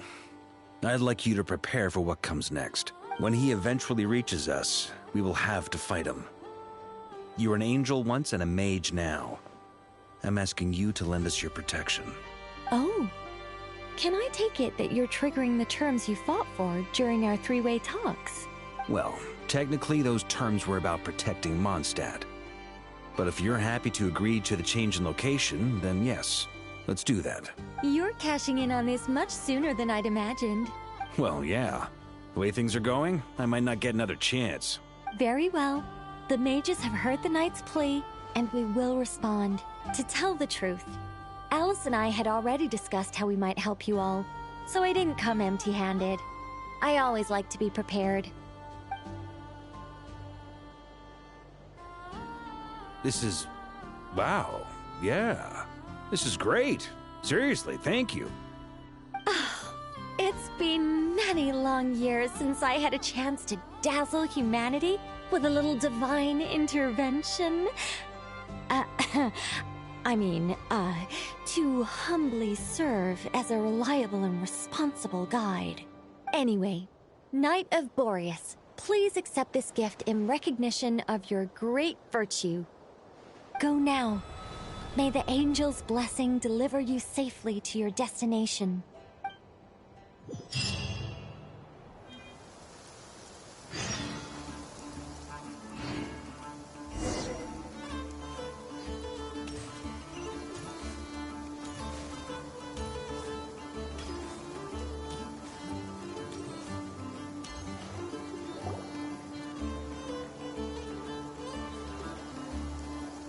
You're here.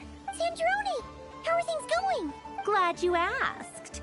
You two are about to become the first people to lay eyes upon my masterpiece. Or should that be the first person and the first, specter? Hey! Whatever. Come, feast your eyes on this. Wow! I've never seen something like this before! This meter displays the progress of my formula. Currently, it's still making the most important connections. Once it's finished running, I'll deliver it right to your side. And then, we can finally bring Columbina back. What do you mean, deliver it? Can't you just tell us over the Dodo communication device? It'll just be some numbers, right? Ugh, you're such a greenhorn. This isn't the kind of formula you solve in math class. It's a highly complex algorithm capable of constructing a framework of rules. Ugh, whatever. We'll be here all day if I start trying to explain it. All you need to know is the formula must be completed before we can bring Columbina back. I'll share the data with you. Nicole's agreed to let me use her information channel, so we just need to use the Dodo communication device like so. And there. Now you can check in on my progress. Wow! Look at that! You're amazing, Zandrone! About time you recognized my genius. Took you long enough. Anyway, that's all for me. You should check on the others if you have time. Make sure we don't have any weak links in the chain. That might sound harsh to you, but close supervision is a common practice in the Fatui. Not looking to catch anyone out. I just care about everything going smoothly. That's all. I'm kinda stuck here while the formula's running, so I need you to be my second pair of eyes in the meantime.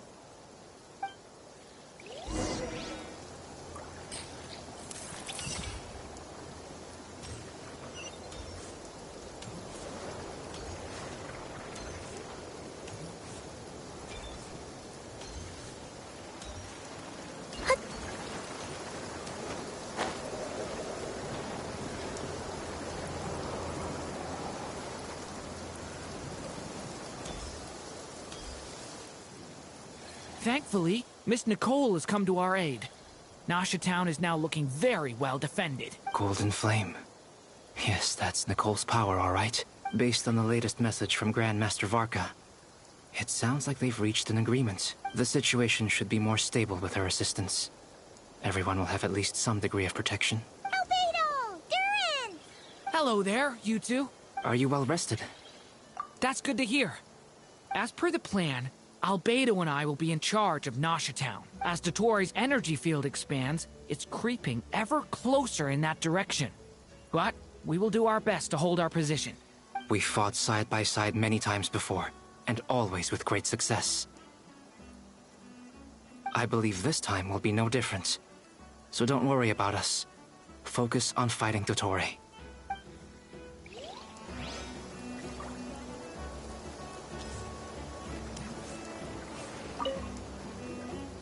Traveler, Paimon, a pleasure to see you both. Friends! How's everything coming along? Fairly well, if I do say so myself. Personally, I am ready to confront Dottore head-on. Ooh, you sound much more serious than usual. To be honest, I am not usually fond of exercising my full strength. For one thing, it's hardly conducive to maintaining a low profile. Besides, I believe one should have the right to choose when to show their hand. I am conserving my strength until the moment of battle is upon us. Anything to boost our chances of victory. Seeing you get into the zone like this really puts Paimon at ease. Huh, Traveler? I consider it an honor to have your trust. Rest well. I look forward to seeing you both in your element during the battle.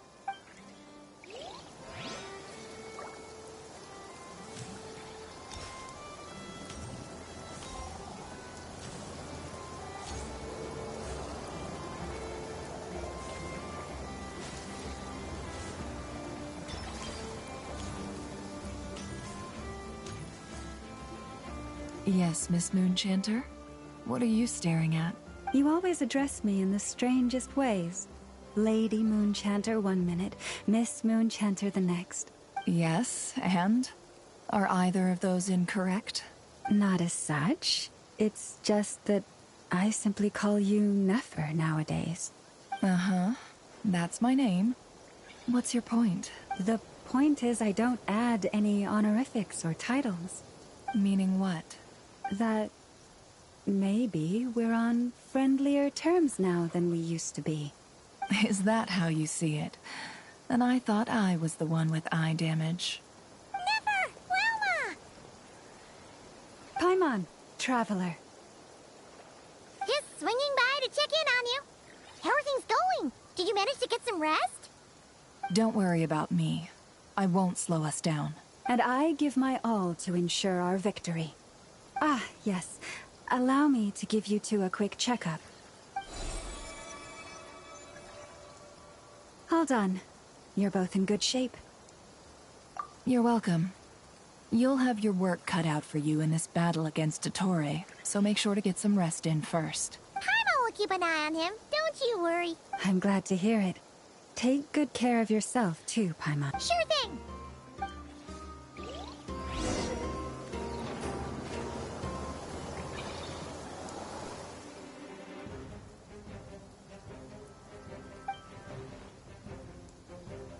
Here they come. That's quite a horde. As we expected.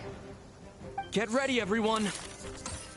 Take your positions, and prepare to engage. Let's begin. I'm at the ready.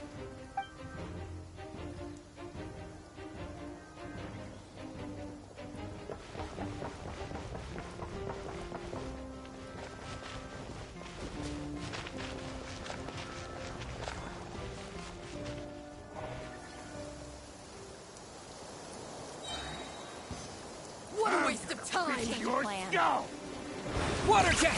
Yeah! Observe.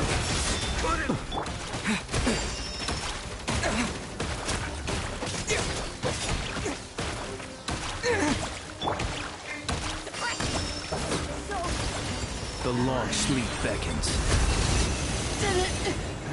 Another Close one. your eyes. 5. Be silent. To dust.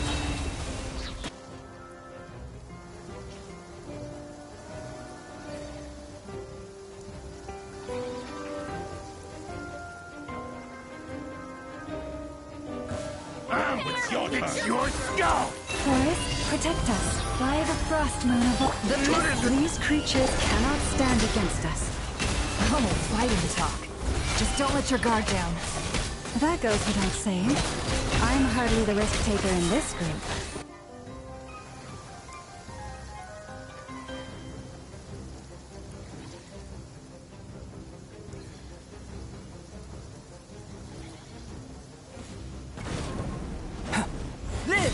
Feel this ancient power.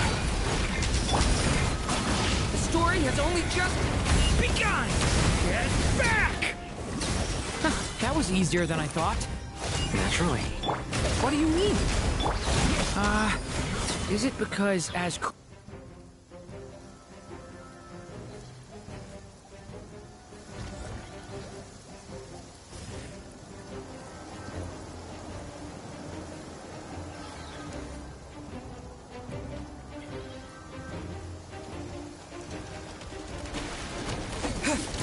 Bombs away! For the everlasting forest, lead. The deception ends here. Observe. Beware the creatures of the night. Take too long. People have always used fire to drive away wild beasts. Wouldn't a lantern work just as well? You read my mind, my dear friend. I was just about to say that. All right then, dear friend. Bring the light!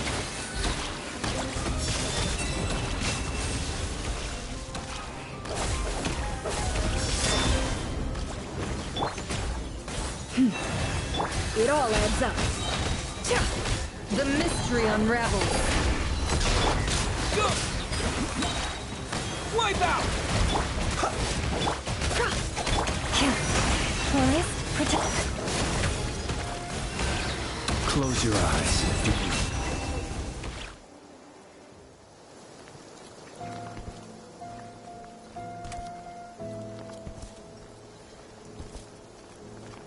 You're looking well. I trust you've had a good couple of days. Dottore. It's actually a good thing, in my view. If the subjects of my experiment were to die prematurely, it would throw quite a wrench in the works. And so, I must thank you all for your resilience. We are no longer on the same level, but you are nonetheless worthy of my respect. A creator god should be merciful and gracious after all. And in any case, it is only right that before I end your lives, the world is informed of the arrival of their new god.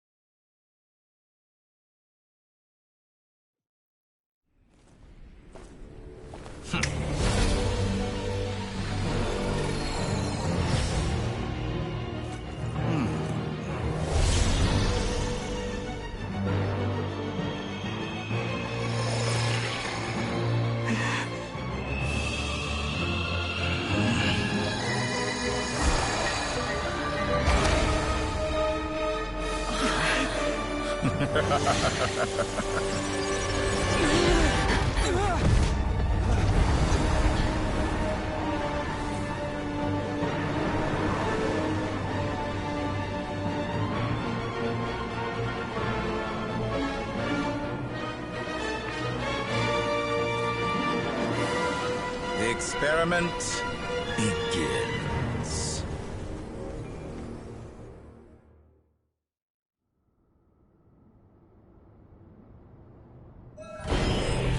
With the marrow of the 3 moons in my hand, behold the false moons fall!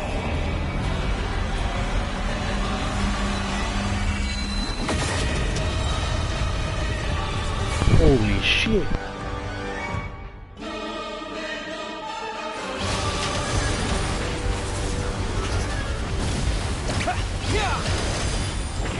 By the frost moon of old, the deception ends here.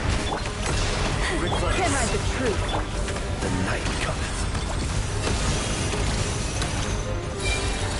Did you honestly think that would hit me? Entro! Bombs away! Me! Water jet! Ah, and here I thought you dodged that.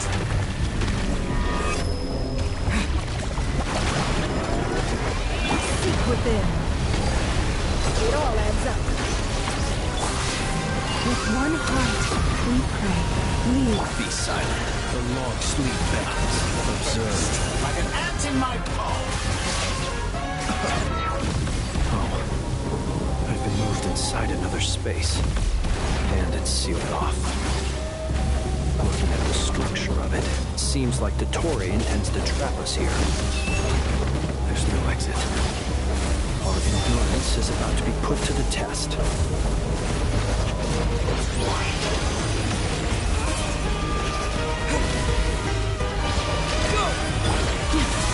Chloris, protect us. Can't hide the truth. It all falls into place. Intro! It all adds up. Me!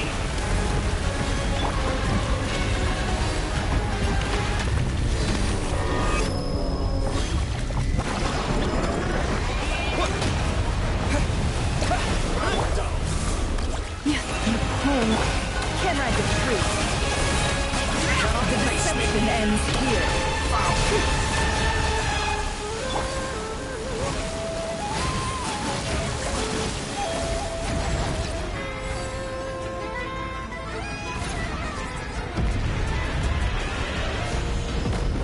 With the marrow of the 3 moons in my hand, behold the false moons fall! Go! Tell me, where will you try scurrying off to next? Looks like Dottore has opted for a divide and conquer strategy. But we will not allow him to triumph. Now, I shall pray for our victory.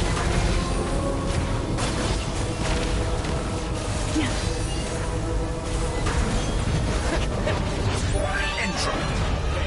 To me!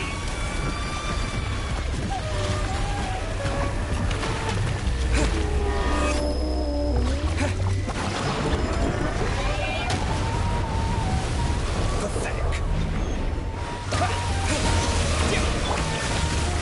love. You cannot face me.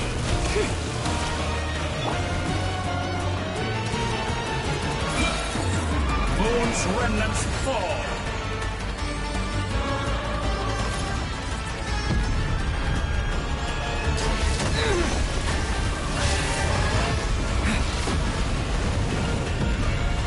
Did you honestly think that would be?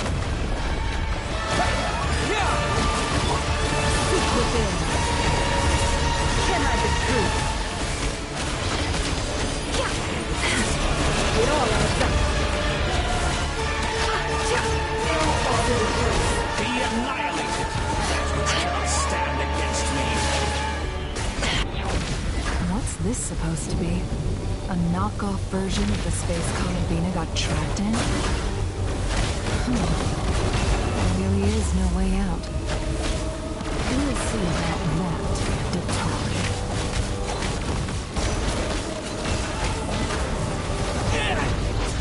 Entry. I have not intended to take your teammates from you. But you have a choice now. Obey, and I can release them. An excellent deal, if you ask me. Won't you consider it?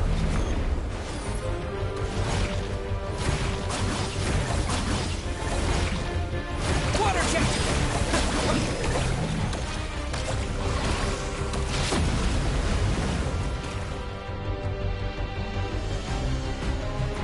I'm aware you've been working on some little tricks to surprise me with, but it appears that none of them have come to fruition. My guess would be that you're trying to bring Columbina back. But then, where is Sandrone? Or are you trying to buy time for her? I always found their friendship to be a curious phenomenon. Two highly incongruent personalities, and yet they share a deep connection. Speaking of Columbina, I once saw her as like a younger sister. We got along quite amicably while she was with the Fatui. But then one day she suddenly decided she would refuse to take part in any further experiments. To this day, I truly don't understand what I could have done to upset her so much. It's such a pity. I could have had a sister, a family. But alas, she grew to dislike me. You're not fit to be family to her. That I can't deny. So many people, all obsessed with playing out the same tired old dramas. This world is rotten to the core. And then there's you. You had every opportunity to reach the right conclusion. The thought of killing you off like this? But I maintain that I approached you in good faith, so I will offer you another chance. Will you work with me? You have until I count to 10 to make your choice. 1, 2, 3. Not in a million years.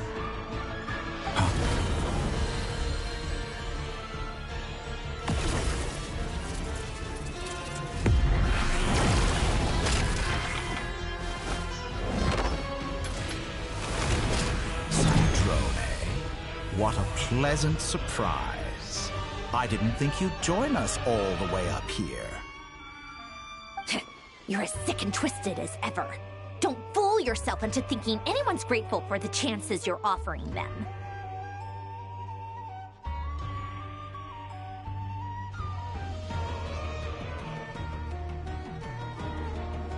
Sandrone?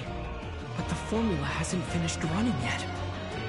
Funnily enough, I was just discussing a collaboration opportunity with the Traveler, and then I see you, who I must say is a good example of an opportunity gone to waste. Gone to waste?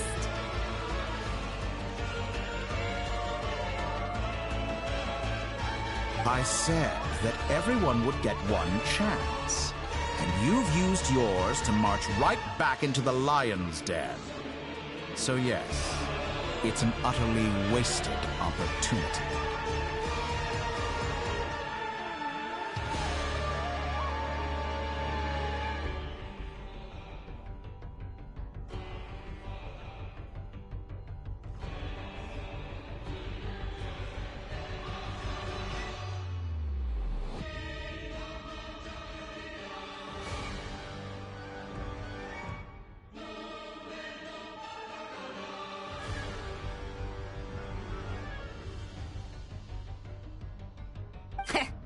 And what makes you think I believe a word that comes out of your mouth? I was planning on disposing of your little formula after wrapping up more urgent business here.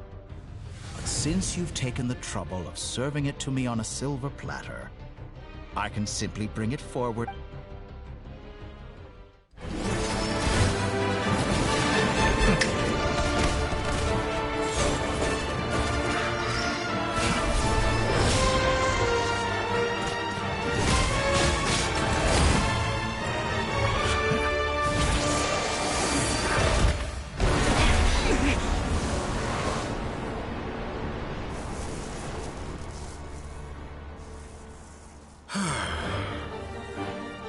Is this your life's work? This piece of trash?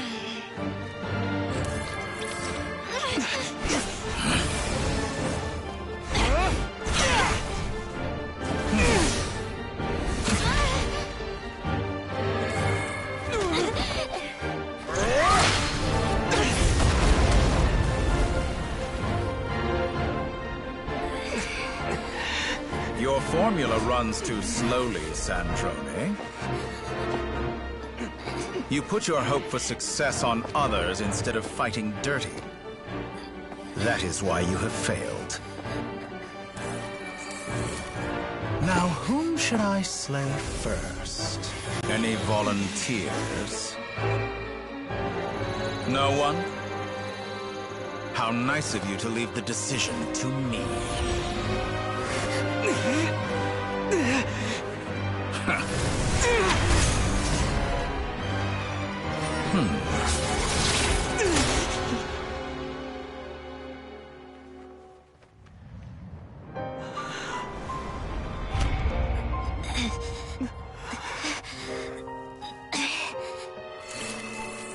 Oh, how unexpected. Sandrone, any last words for me, comrade?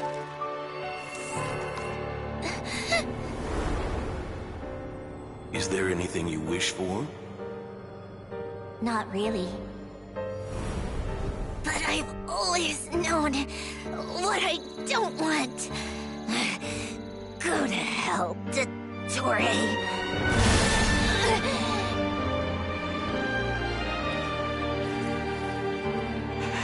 No!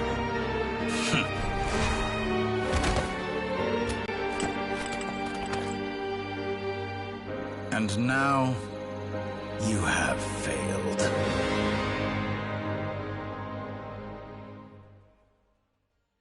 Sandrone! Now you see how fragile mechanical contraptions are. Just a gentle tap, and they fall to pieces. However keen of an inventor Sandrone may have been, her death spells the end of the formula that was running inside her. Of course, I have to commend her for making it this far.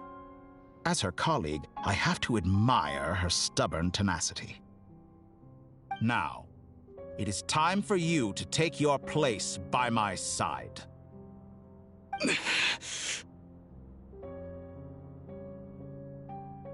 My count was interrupted, but the second chance I extended to you still stands. Once again, you are welcome to join me. By now, I'm sure you have gained a greater appreciation for the power and authority I wield. What is stopping you from embracing a new world of endless possibilities?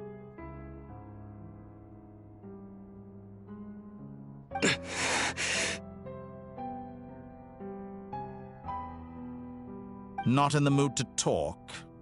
As you wish. You seem less talkative than usual today. I'll change the topic to something more apropos.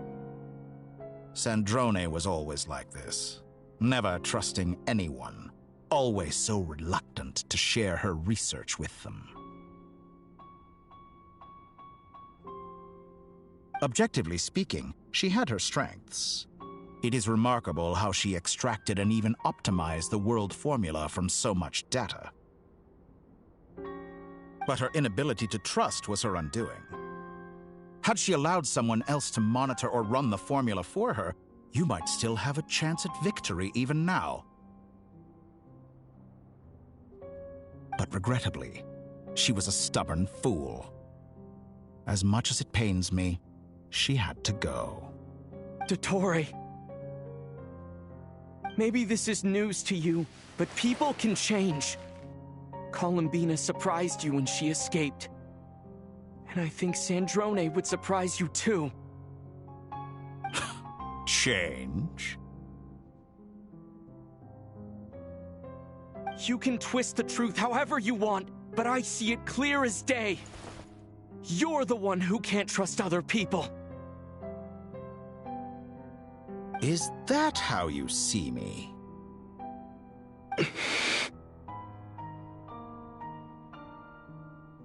By this point, what can you hope to do about it?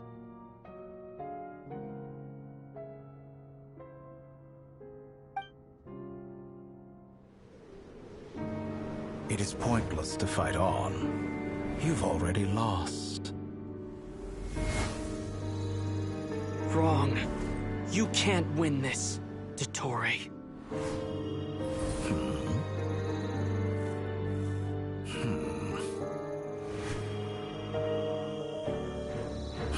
What?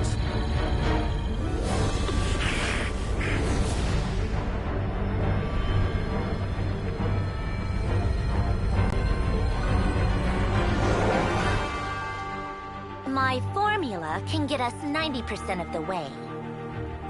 It will connect you to Columbina. Then, I will bring the formula's output to the Traveler's side. For the last 10%, do whatever it takes. Just bring the moon down.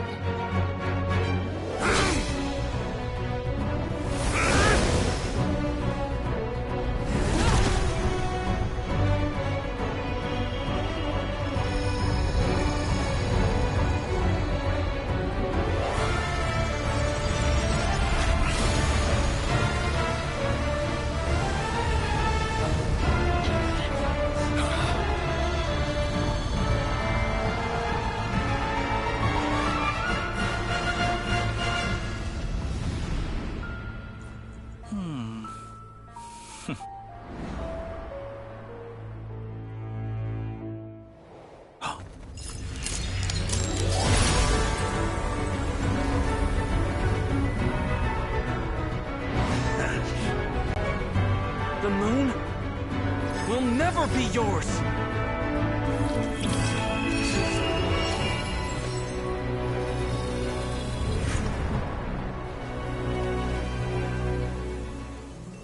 I turn my body into moonlight and pour it over Nodcry. My soul, I leave here to inform my future friends. Lastly, I will hide the Trilune Authority within the Frost Moon. And when my body, soul, and authority are reunited, finally... Columbina!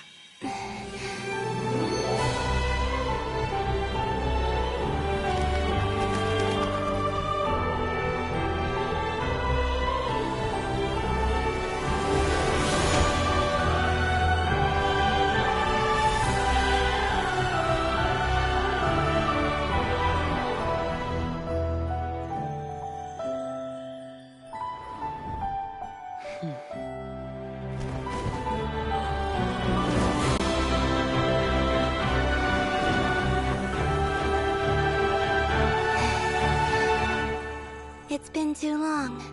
I'm back.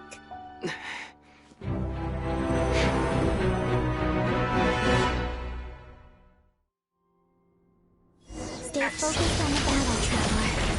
What a touching reunion. Though I personally find myself repulsed by the sight of weaklings huddled together for war. Now, quite finished patting yourselves on the back. Show me how long you can struggle before you drown. Columbina! She can manipulate space itself! I know. Wait for the right moment. We'll strike together. Found! Moon's remnants!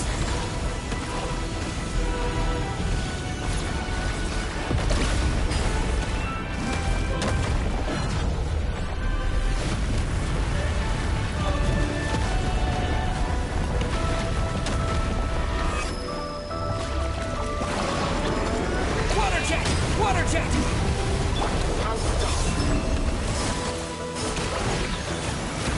I'm fine. I'm fine. Water jet! Yeah!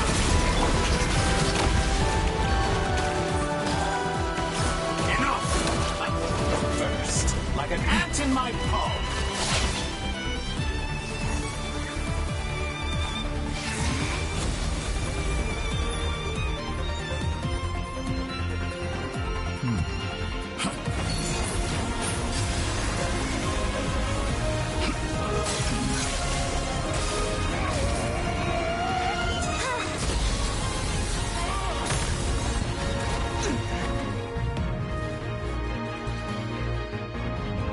I grant you the new moon's blessing. The new moon shines upon you. I am growing. It's over, Dottore!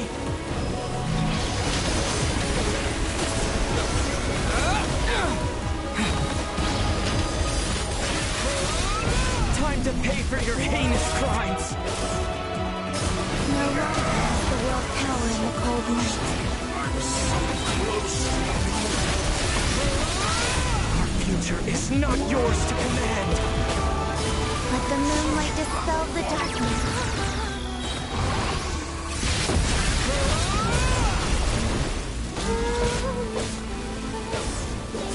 Everlasting like the moon.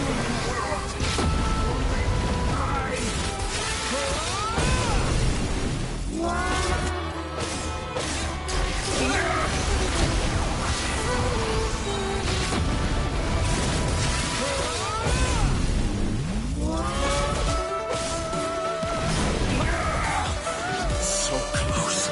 I was so close to the new... Willfully blind.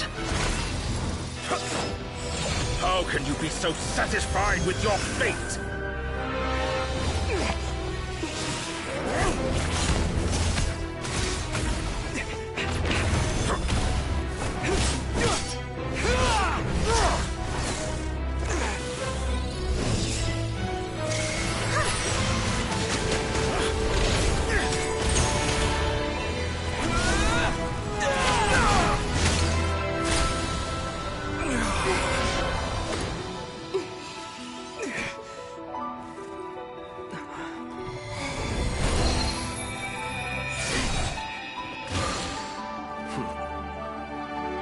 This battle was never about fate. It's about friends, family, and the home you stole from them. So dull. Only the weak rely on each other for comfort. You shall see. Once I transcend fate, you will be nothing but fodder for my grand experiment! That will never happen.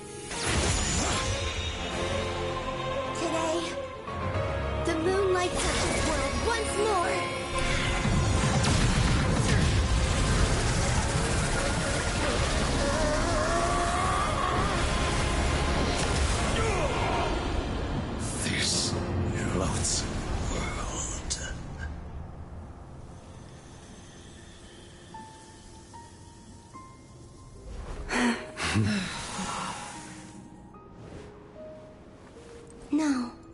This world is our home.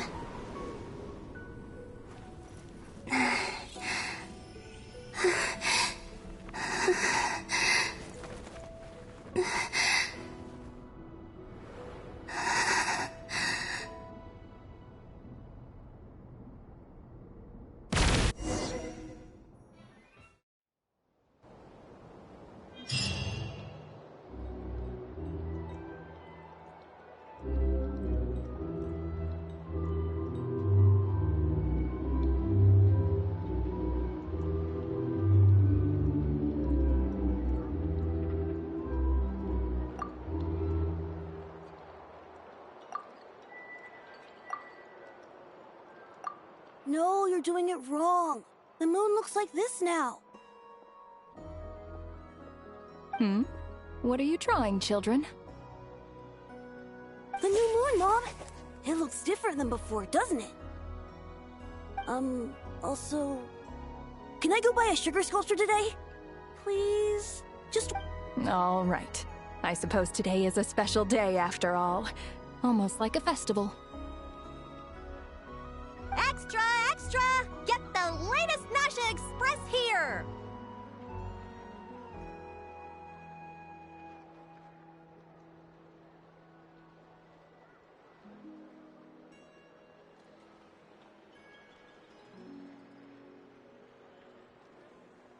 Post-disaster report! Nasha Town reborn beneath a new moon! The voyage begins today! The future looks bright thanks to the League. Want a copy?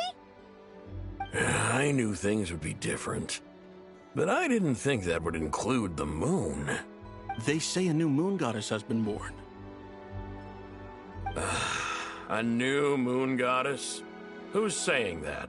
The Frost Moon Scions? I guess so. I'm not too clued up on the details. As far as I'm concerned, the moon's still in the sky and it's business as usual. Hey, since we've come all this way, shall we grab ourselves a free meal while we're here? Are you a convert now? Or are you just here for the free lunch? Oh, come on. What does it matter? After everything we've all just been through? That smells good. All right, that's it. I'm hungry. Time to eat.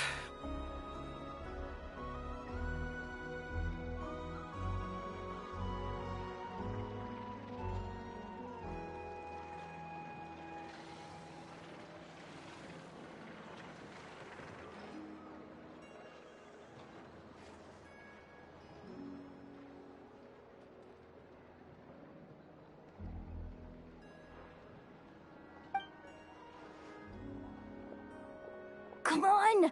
We gotta get there early, or there won't be any good spots left! Shh, keep it down. This is a residential area. What if people are still sleeping?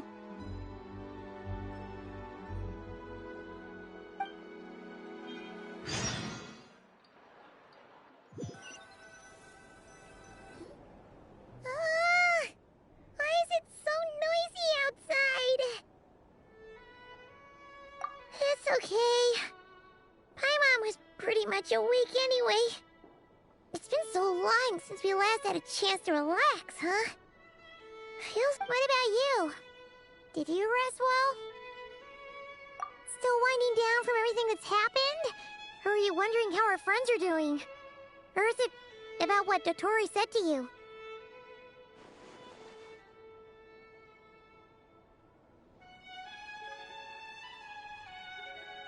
Okay, if you say so. But don't push yourself, alright? Let Paimon know if you need to talk.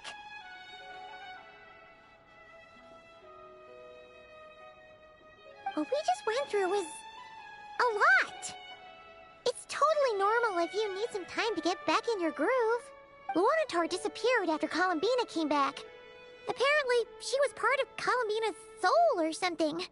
Still, Paimon kind of misses Luonatar somehow. But anyway, you did great. So did Paimon.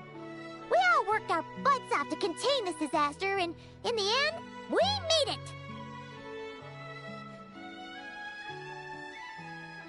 So, chin up, Traveler. You should be proud of yourself. Hey! Don't poke fun. You should be glad that Paimon's growing as a person. Paimon didn't think you'd mention it. You have no idea how anxious Paimon was. She was worried sick about you. Well, if you really want to show Paimon you're sorry, you're gonna need to make it up to her. You better...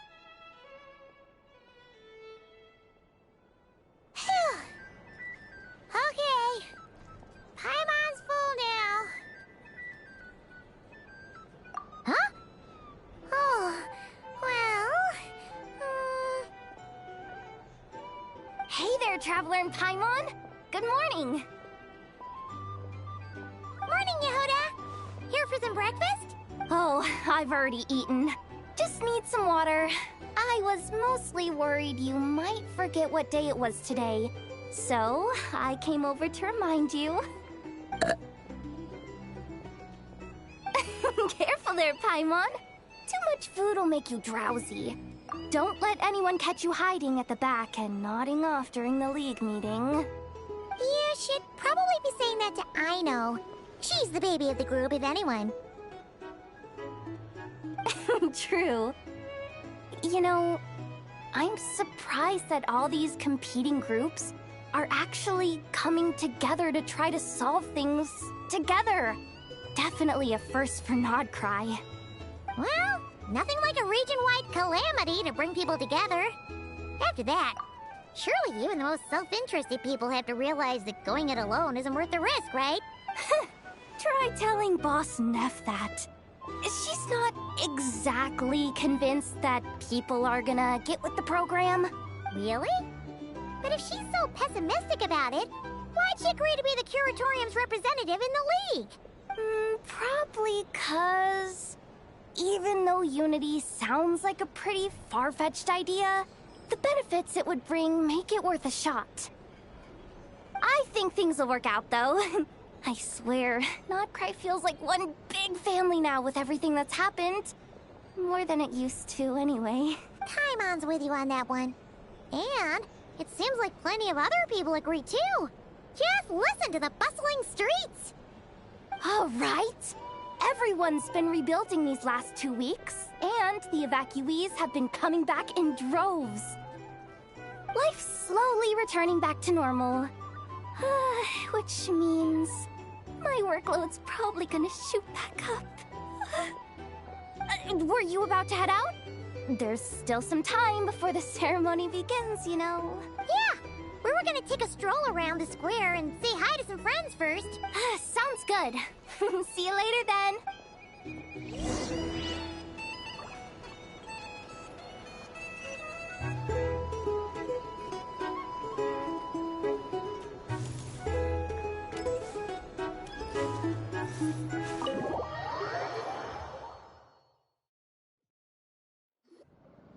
Please accept today's boon. Have a nice day. Are Paimon's eyes deceiving her? Or is that Inefa handing out food for the Frost Moon Scions? Hello there. Would you like a Feast of the Moon, along with some snacks of the day? So, what's new, Inefa? It was only a few days ago when we last saw you, but it looks like you've joined the Frost Moon Scions in that time. And Aino, too? What are you talking about, Paimon? We're just here to help. Duh. In the wake of the disaster, it's all hands on deck. We responded to Lama's request for support. At times like these, the smallest good deed can inspire others and help them through the hard days ahead. And we're using eggs and heating tubes to make that a reality. In true Kromkake Crab Shop style. Inefa! Did you hear that? The Traveler said I did good. That's because it's true, I know. Proposal. If you can resist eating today's dessert, I will provide you with compliments, too. No way! Well, that proposal got shot down quickly. I need something to get me through the hard times, too, you know. Mom! Yes, dear. Go right ahead.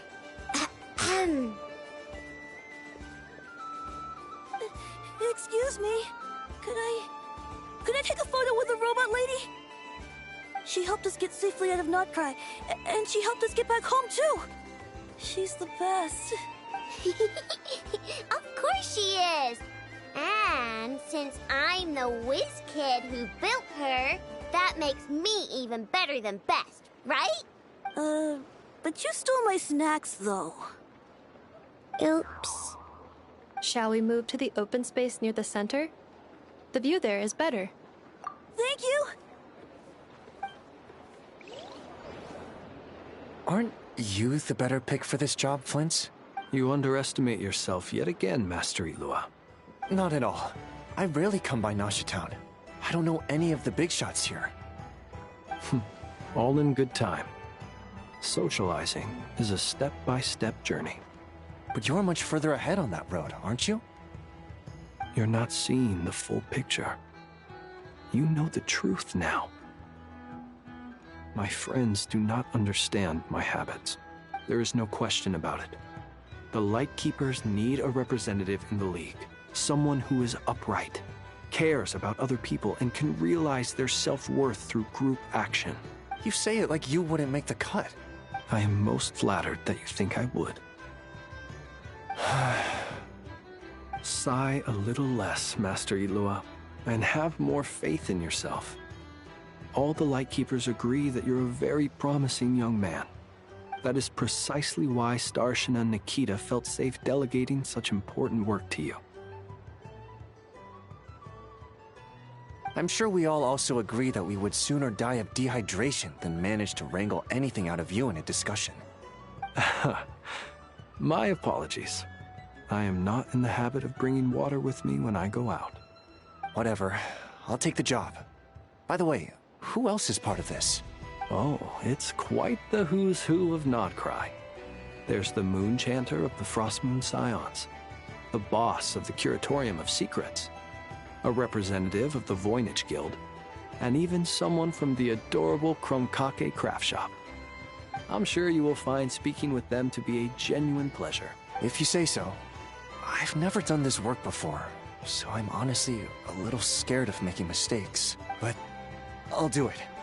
Not only is it our duty as Lightkeepers, but because I want to make Nodcry a more welcoming place. An admirable attitude to take. The beacons are lit, Eilua. We're but one step away from breaking through the blizzard. We have the chance to band together and build our shared homeland into an Elysium. This is unprecedented for Nodcry. An opportunity not to be missed. Yeah. You're right. I'll do my best. Quite a few familiar faces have arrived. Let's go, shall we?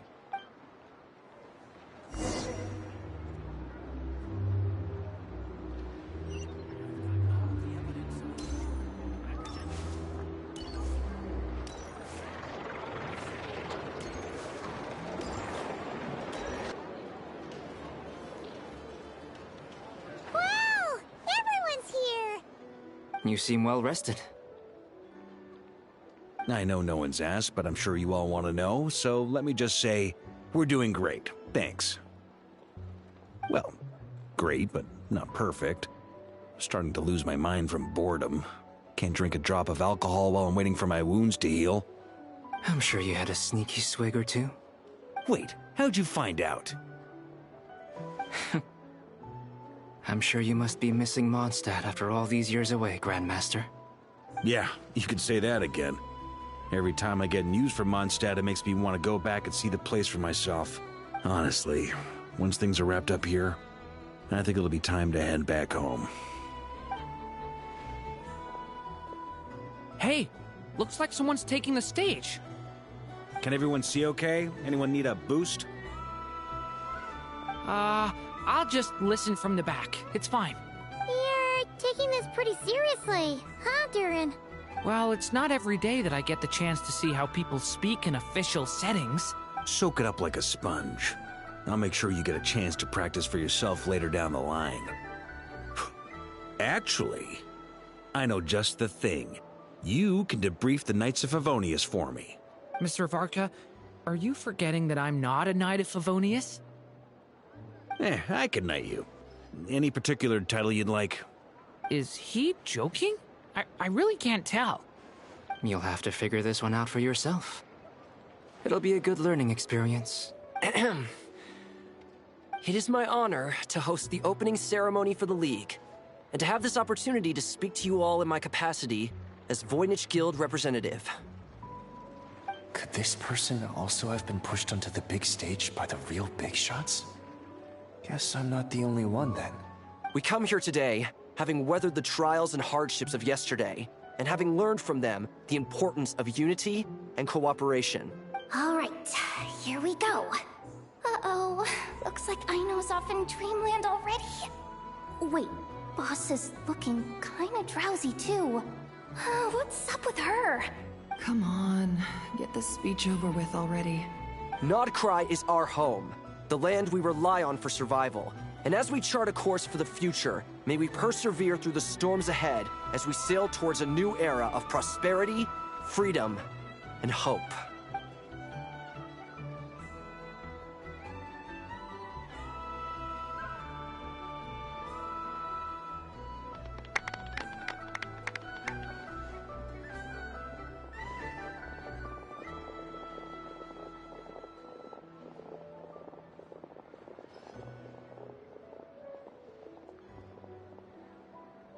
Looks like we'll have more opportunities to travel in the future. I'm sure you'll cope, Lady Moonchanter, given how fleet of foot you are. Unfortunately, I suspect I'll be too busy at the Curatorium to act as your host. We have a busy schedule, not to mention an international network of contacts to manage. It'll be all right. I'll just check your schedule with Yehoda well in advance. You... So giving my employees extra workload isn't enough for you? You're really going to drag my cat into this too? I thought you'd approve. Aren't you forever increasing your employees' workloads? That's a bold statement. Are all the Frostmoon Scions feeling more audacious now that your moon goddess has returned? Columbina's return has brought joy to all who care about her. That includes both you and me. As for the Frostmoon Scions, we are learning how to thrive independently, without relying on the moon goddess. It is up to us to make our home a more livable place. Joining the League is one of the steps we are trying towards that end. I like the word try. It's nice and non-committal.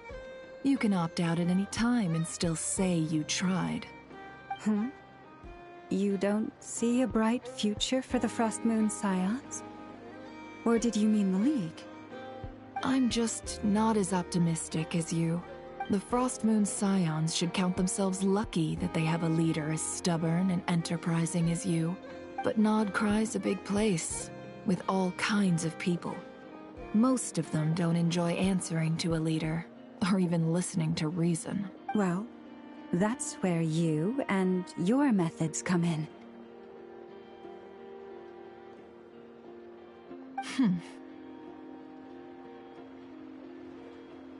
Unless the Curatorium of Secrets is only here for appearances. For now, yes. And that won't change until this venture becomes worth my while. What would make it worth your while?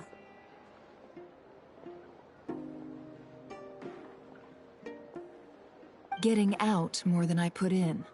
Right now, I'd barely break even, but I'll grant that it's a good start for Nodcry.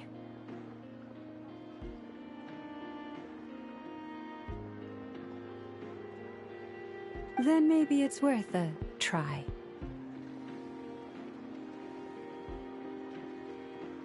All right, you can stop now.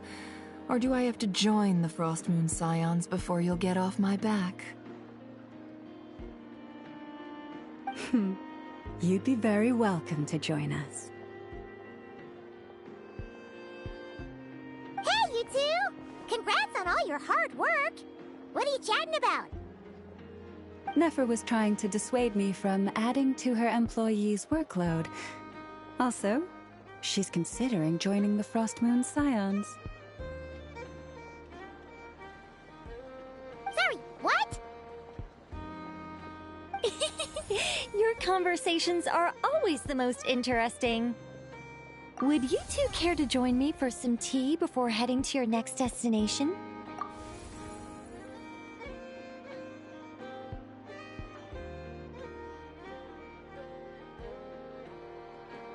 Nicole? Wait, where are you? Aren't you gonna show up today? Sadly not.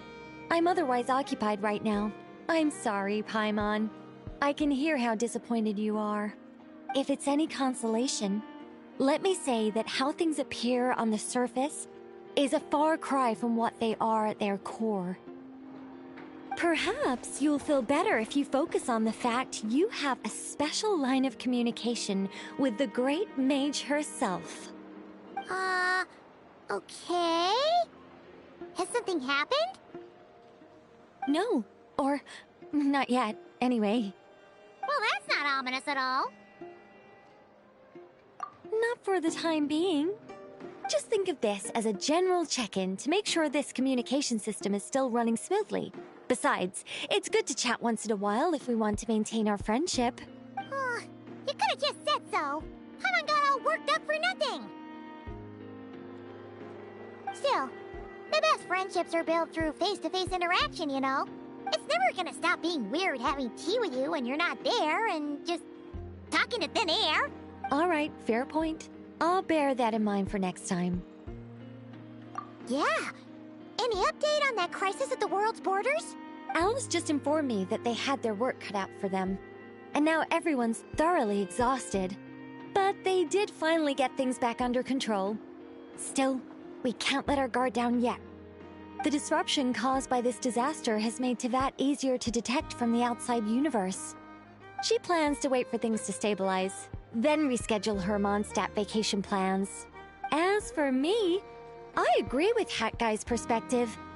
This is a time when many new variables are emerging, and the situation is changing constantly. Plus, most of this change is for the worse. We have to remain vigilant and ensure that the embers of chaos are not rekindled. I did notice that the energy in Nodcry changed somewhat after the War of Funerary Flame. But since it was still aligned with the Light Realm, I never gave it a second thought. It looks like I'll have to examine the connections between phenomena I observe more closely in the future. Just doing my duty. It's more or less second nature by now. Of course. To give you the full picture, I'd have to start with the substance from which angels were formed. Never mind. Paimon's right. Showing off my knowledge would be much more satisfying in person. By the way, you did receive the gifts from the Hexen Circle, yes?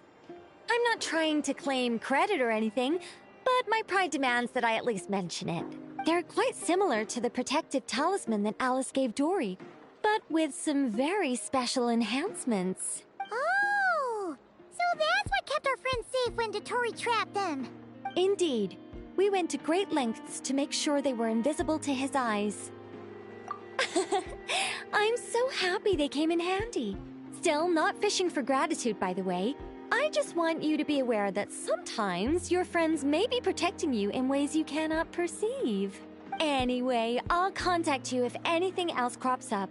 If not, you know what they say, no news is good news. Oh, my angelic instincts are tingling. They say you should head to the docks next. Your friends are about to board their ship home. Time for a break. This place looks perfect.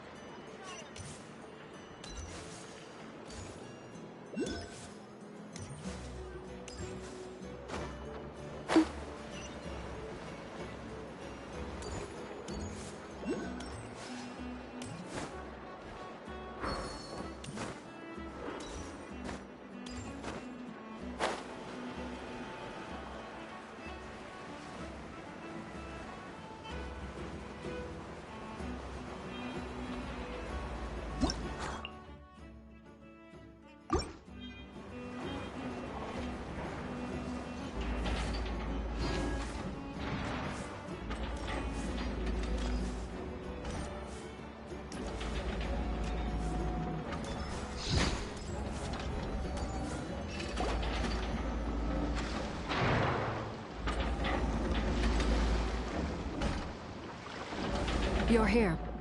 You're here too, Hat Guy! Are you heading back together? No. I'm bound for Sumeru, and she for Fontaine. We just happened to cross paths at the harbor. Everything seems fine. Sandrone may have an abominable temper, but she's always been very responsible with important calculations, and things entrusted to her by valued friends. You always speak as if you know us inside out, Mr. Hat Guy. Maybe I'm just a good judge of character. I certainly hope that's all there is to it. Regardless, you have been a significant help in this matter. For that, you have my gratitude. I didn't do anything special.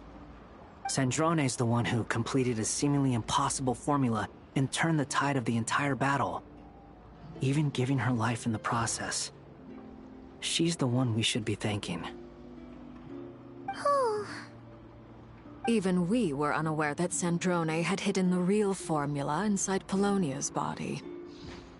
She managed to fool Dottore into thinking the formula was running in her system by installing an identical-looking decoy within her. She probably realized that she didn't have the strength to stop Dottore. But this way, she could at least get him to lower his guard. She always worked like that. Always had a backup plan. Well, that's why I'm traveling to Fontaine. She made a request of me long ago, and the time has come to fulfill it. Think of it as her will. She said that should she ever fail in a mission, she'd like me to deliver her core and Polonia's to the Fontaine Research Institute. She also mentioned that she had made arrangements for people there to set her affairs in order. Some of her personal effects, such as her notes, were left to me. I've decided to take them back to the House of the Hearth, for safekeeping primarily, but also as mementos, I suppose. However, there is one book among them that I'd like to leave in your care. I'll have someone deliver it to your residence at the flagship at a later date. No, I was specifically warned not to tell her. This is her last wish, and I will abide by it. I can only hope so, but none of us here can know for certain. I bade farewell to Columbina earlier today. As promised, she turned the iridescent moon's marrow over to me. She spent a long time with Sandrone's body, saying her goodbyes. Oh, is she alright? Sandrone's passing has left a great wound in all of our hearts. It will take time to heal, but Columbina surprised me. She offered me some words of comfort before I departed. Despite being grief-stricken herself, she showed an awareness of the feelings of others around her.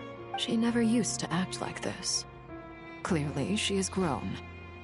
And I suspect that we have you to thank for much of the change we are seeing in her.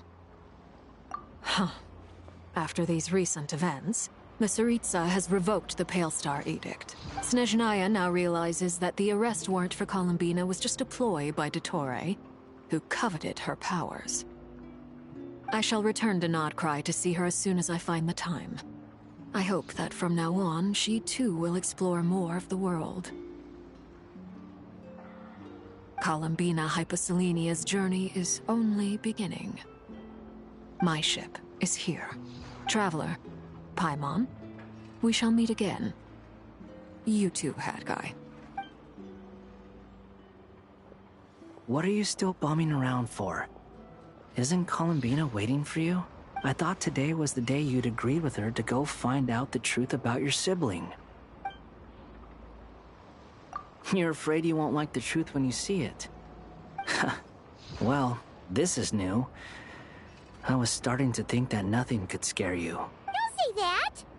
Wouldn't you be if you were in this situation? Fair point. But I'd say I have more experience facing up to unpleasant truths than the Traveler. They say blood's thicker than water.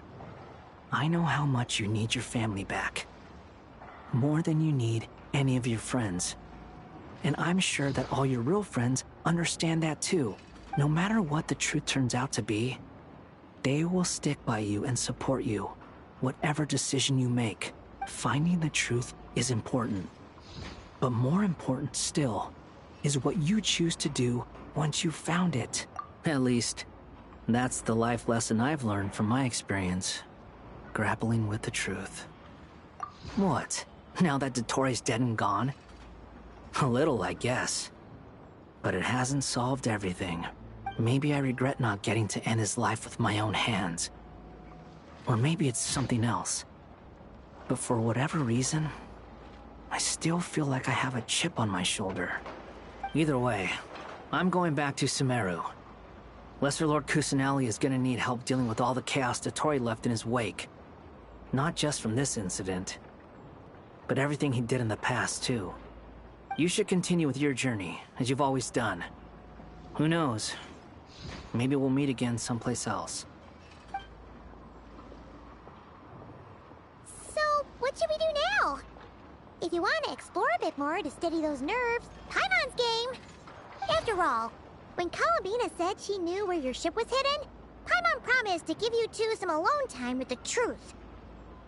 It hasn't been all that long since we were last apart, sure, but with Columbina there, Paimon's sure things will be just dandy.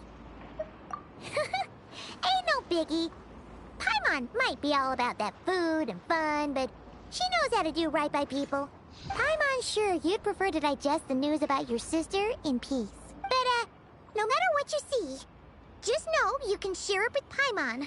Of course, as long as it's not super private. If you can't make sense of something, let's give it some thought together. And even if we both can't figure it out, Paimon can at least treat you to a nice meal. Glad to hear it. Feel better now? Alrighty.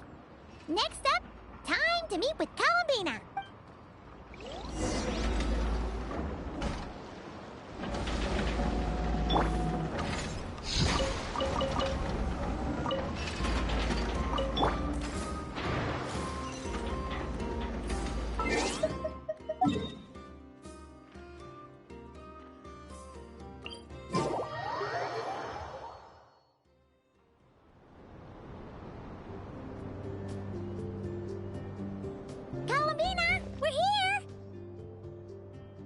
Can't quite believe we're meeting out here. We've gotten used to walking over to Silvermoon Hall whenever we go see you. Well, you're still welcome to go there whenever you want to see me. It's just, now that it's all over, I've decided to make some changes. Try and fit in with the Frostmoon Scions, like Lama suggested. The older generation are still timid around me. They don't dare get too close, and they bow their heads when I walk by. But things are much better with the children. I see more curiosity in their eyes. Hopefully, by the time the next Moon Prayer Night comes around, I can enjoy the festival with them as myself, without having to pretend that I'm only dressed up as the Moon Goddess. You'll do fine, Columbina. Paimon's sure they'll realize you're super nice once they get to know you better. You really think so? When we first met, you thought I was a little up in the clouds. We were just starting out then, come on! So Lama told you, huh? I'm only teasing. I know that I have you to thank for pulling me back down to solid ground. It feels good to finally stand firm on the earth where I was born.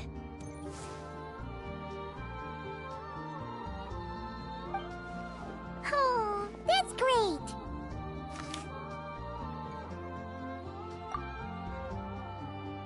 Thank you.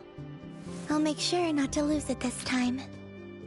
Well then, are you ready? Lumine, what happened to our spaceship back then? Why did you leave? It's time to learn the truth at last. Ready as I'll ever be. Good. Then let me open the way for you.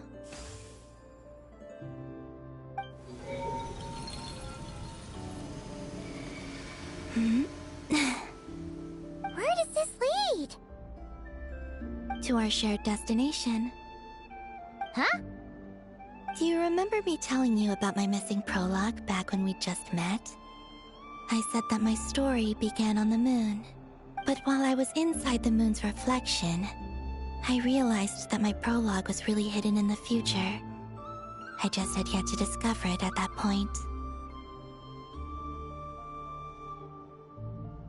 The story of the time before I was born was in fact the story of my distant future. It's truly fascinating.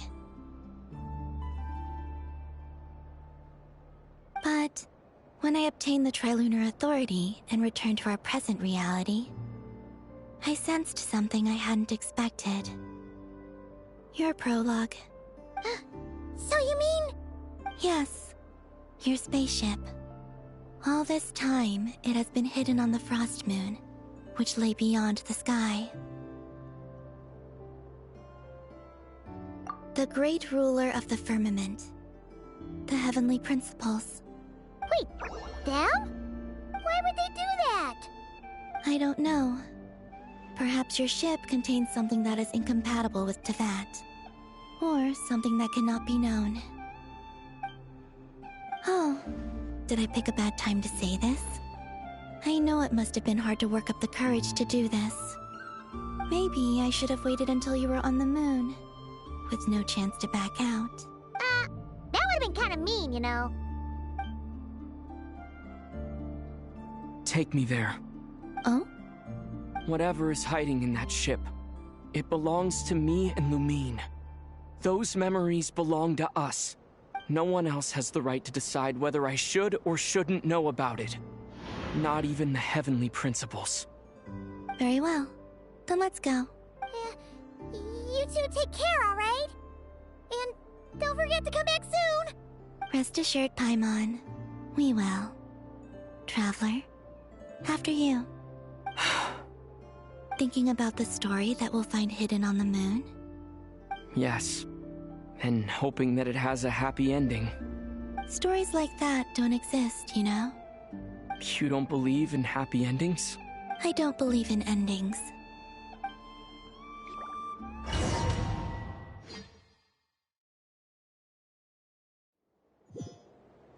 Where am I? This is the pathway I built between Teyvat and the Frost Moon. The moon is very far away from us, so it could be a long journey.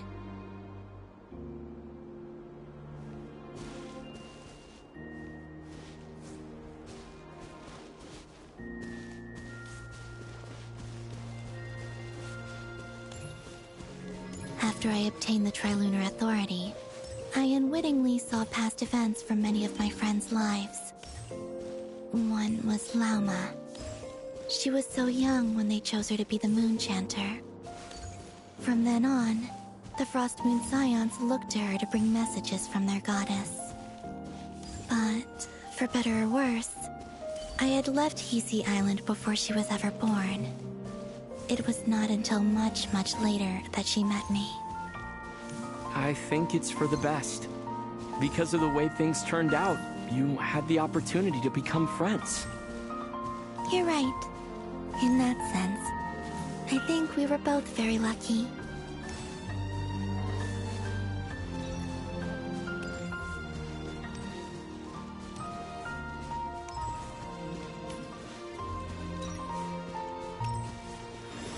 Oh, and about that mage, Nicole.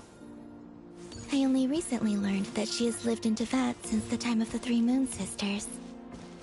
The Moon Goddesses always had a good relationship with the angels. I suppose our friendship continues that tradition.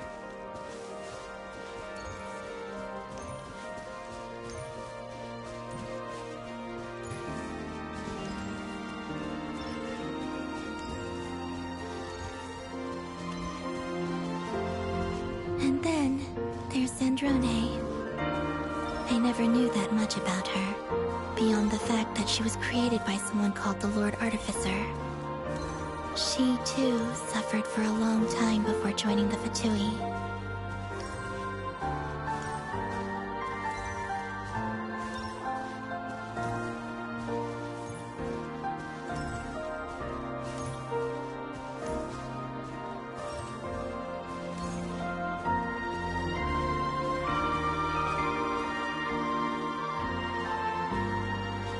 How I wish I could talk to her again. Even if only to hear her say nasty things to me.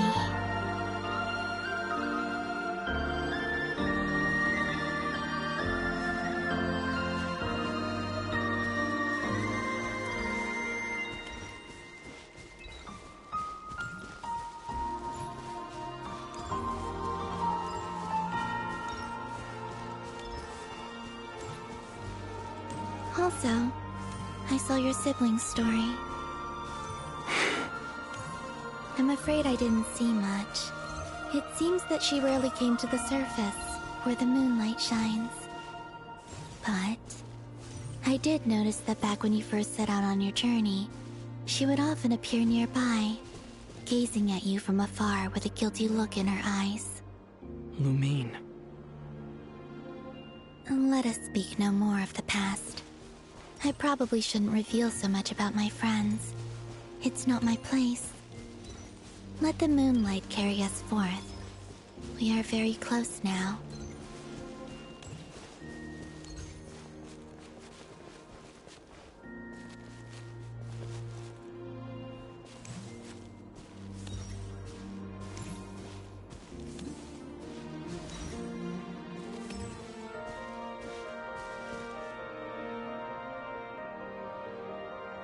After this, I'd like to bring some Kuhenki to the moon as well. If they're willing, of course. What about your other friends? Will you bring them to visit too? Certainly. But I'll need to tidy the place up first. This home hasn't received any guests in a long, long time.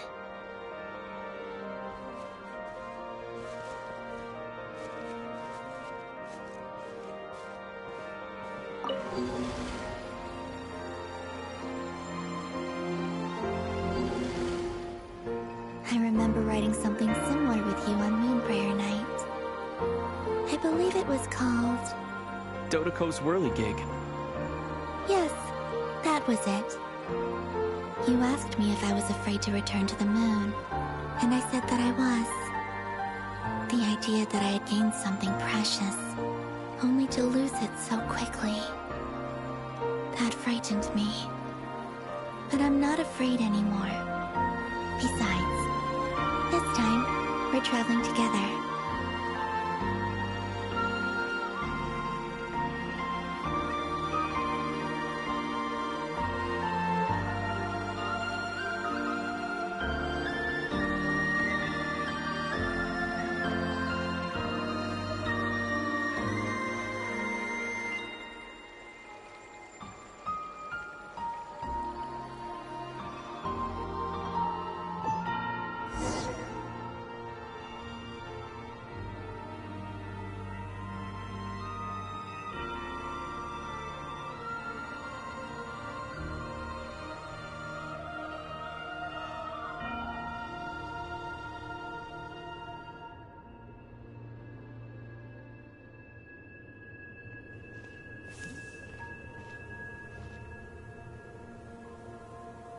We're here.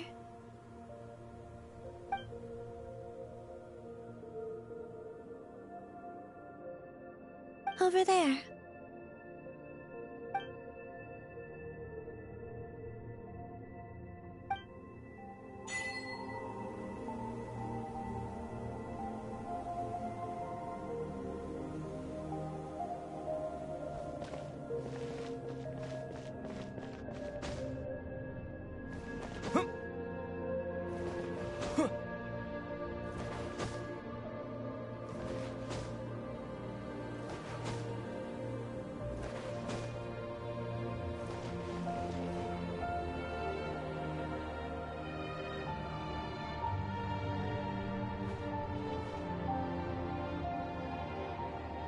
Our spaceship.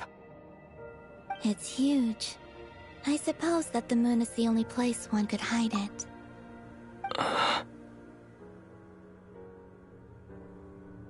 It'll be all right. Huh? The way you feel in this moment, I went through it too, on Moonprayer Night. The door was right in front of me, but I struggled to find the courage to step through. Solitude for me once meant living a life in which even I was absent. Before I met you, that was the only life I knew. But that night, solitude meant throwing away the life I had gained after meeting all of you. Columbina. Go. Retrieve the part of your life that was once lost. Trust me, you will lose nothing by doing so. Look, Teyvat is right there. All of our friends are down there, waiting for us. You're right. Thanks, Columbina.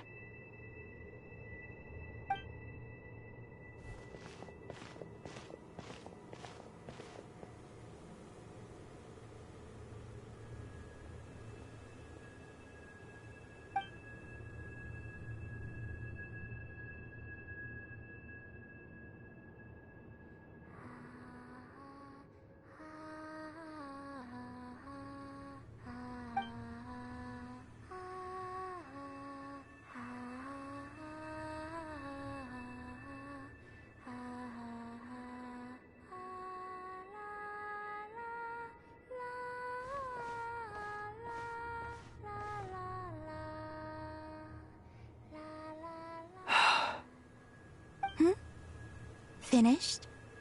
Yeah. Why did you take your eye mask off? Well, since my return, I've decided to take more opportunities to see the world with my own eyes. Besides, I've always wondered how Teyvat looks from the moon.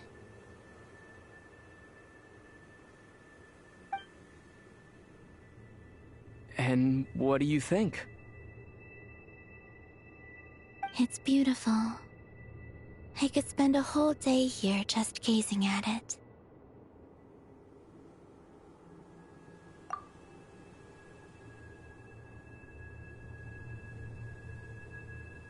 What about you? What do you think of the truth you found?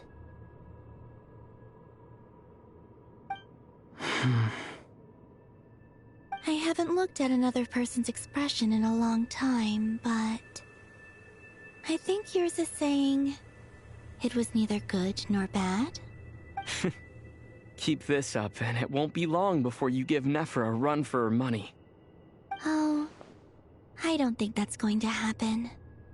I'm much more used to sensing what's going on around me with Kuvaki. I read the spaceship's flight logs. I always assumed that this was my first time in Teyvat. I thought that Lumine and I must have been hibernating in space for centuries on end. But the logs show that our spaceship flew over the skies of Teyvat once before. A long, long time ago. Flew over? So you didn't land? No, the ship barely came to a stop before flying on again. After that, it continued traveling through space for a long time. Some of the data is corrupted, but I suspect that it kept flying for thousands of years. It was only after that that the ship made a forced landing in Nodcry. When Lumine found me, she came from outside the ship. Could this mean that she left the ship long before I did? Maybe even during our first pass over Teyvat. Are you alright? Yes, I can feel that the truth is coming together, one small piece at a time. I remember Lumine telling me that when she first arrived in Khaenri'ah, she could not recall the past. So this might be something that even she doesn't know. Here, I made some space for you. Your mind must be racing, and this seems like the perfect place to relax and clear your head. Oh, wait, there's one more thing. What is it?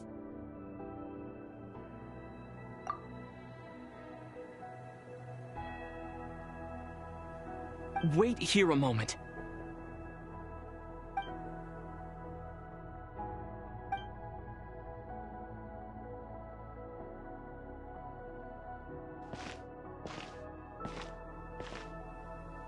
Hey, Columbina.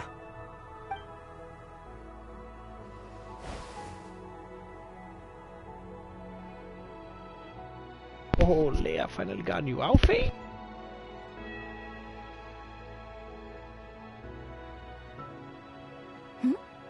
Is that a new outfit? An old one, technically.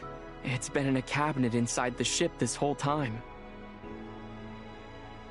It's a matching pair with Lumine's. She always liked this set more. Huh. I don't think there's a huge difference. Really? Yes. It's still the same you. You're the same person, no matter what clothes you wear. Only Columbina would make an observation like that. Traveler, do you consider Teyvat your home? Home is wherever Lumine is.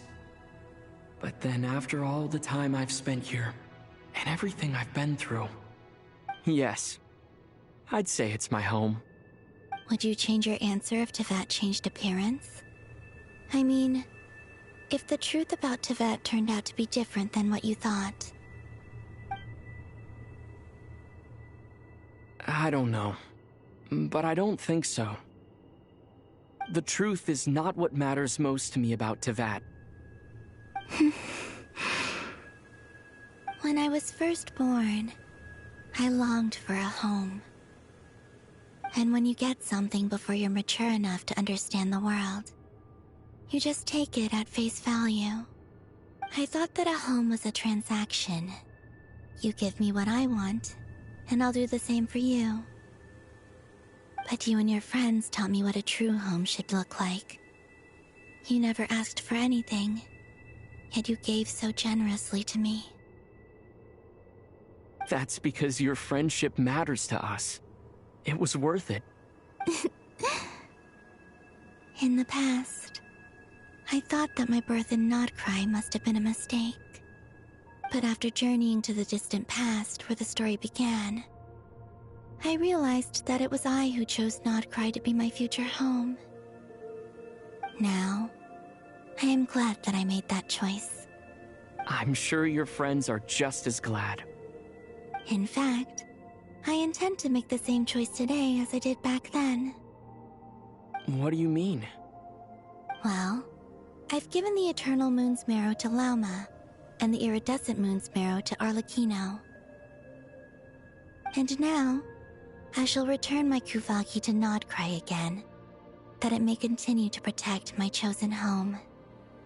Wait, but what about your body? Hmm? Oh, are you worried that I'll disappear again? I won't. Not this time.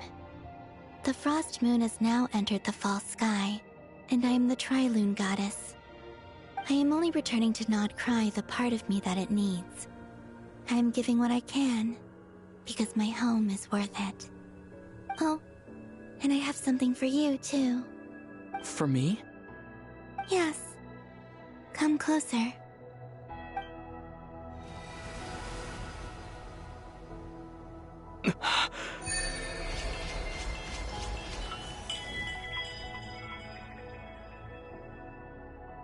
Oh, and I got a new ability.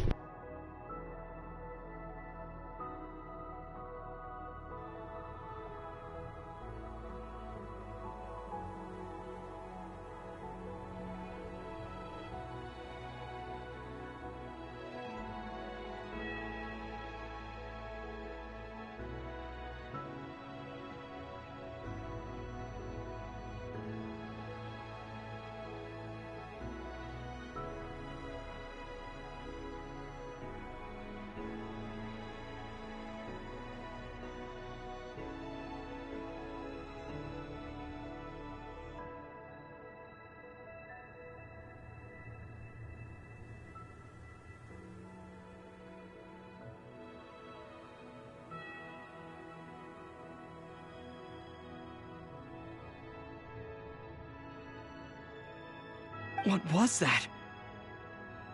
I lifted some of the restrictions this world placed on you. I trust this will help in your future adventures. My power. It feels like it's grown. I can use the elements more freely now. Thank you. This will be a great help. You're welcome.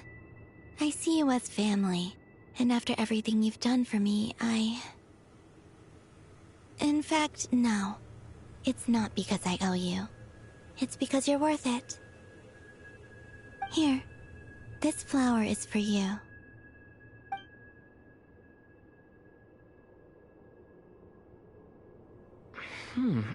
Isn't this a moon prayer blossom? Yes. Don't worry. You will never see these flowers lose their color again. I'm finally discovering the joy of giving. How I wish I'd learned this sooner. Hey, better late than never. What are you thinking about now? Why don't you take a guess? You get... one shot. I don't think I'll get it in one guess. But I'm sure it's a happy thought. That's kind of a sneaky answer. I can't say you got it wrong. Down into that, the moon seems so far away. I felt it might always lie beyond my reach. But on the moon, everything feels so close by. The haze that once enshrouded the skies has finally been dispersed. I feel like a traveler on a winter's night, starting a new chapter in my tale by the warmth of a bonfire. I don't have a lot of luggage, but I do have a lot of hope for the future. Well, what's next? Next? To start with, I want to stay here just a little longer. After that, let's return home and continue our journey.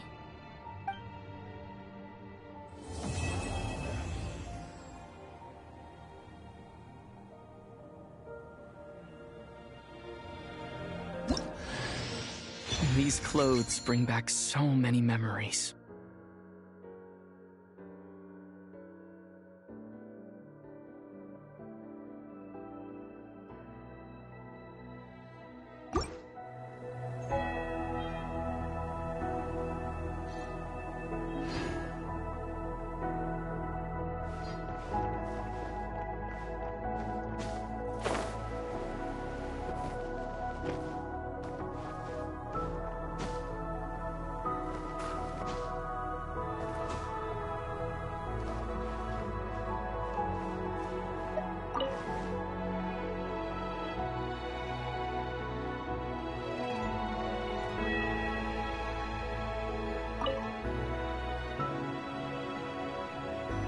The journey goes on, for you and for me. Like I said, this is not the end. I don't believe there has to be an ending.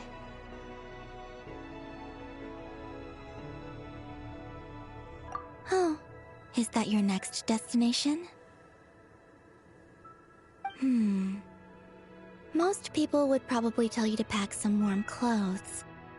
But I experience things differently than most people, so I can't know how cold it is. In fact, it is home to quite a wondrous heat source.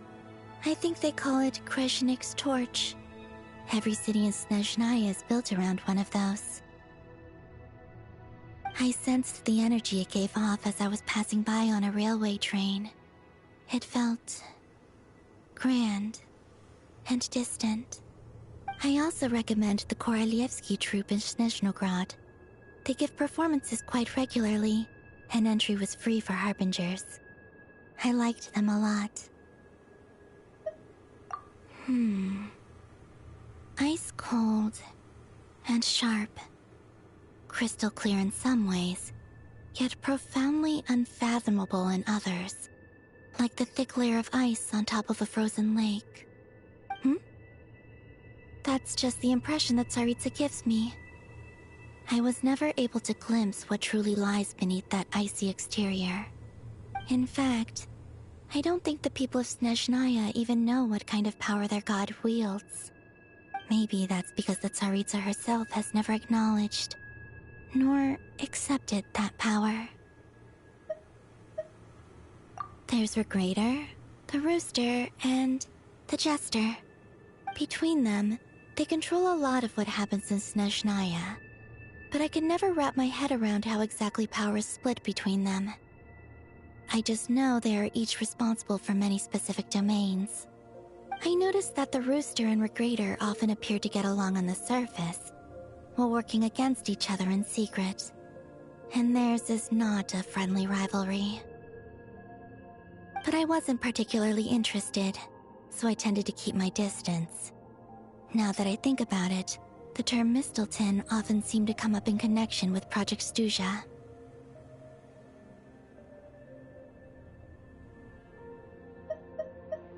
Once things settle down in Notcry, I'd like to explore the world beyond Snezhnaya. You've told me so many stories about the other places you've been to, and all the friends you've made there. I'm curious to visit those nations and see them for myself. It would also help me learn more about the journey that has made you into the person you are today.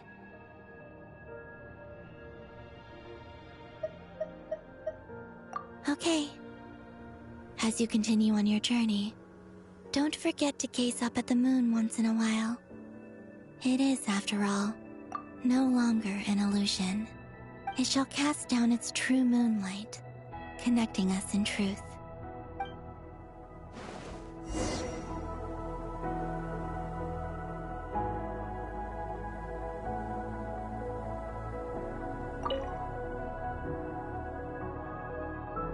The journey goes on, for you and for me. Like I said, this is not the end. I don't believe there has to be an ending. Okay.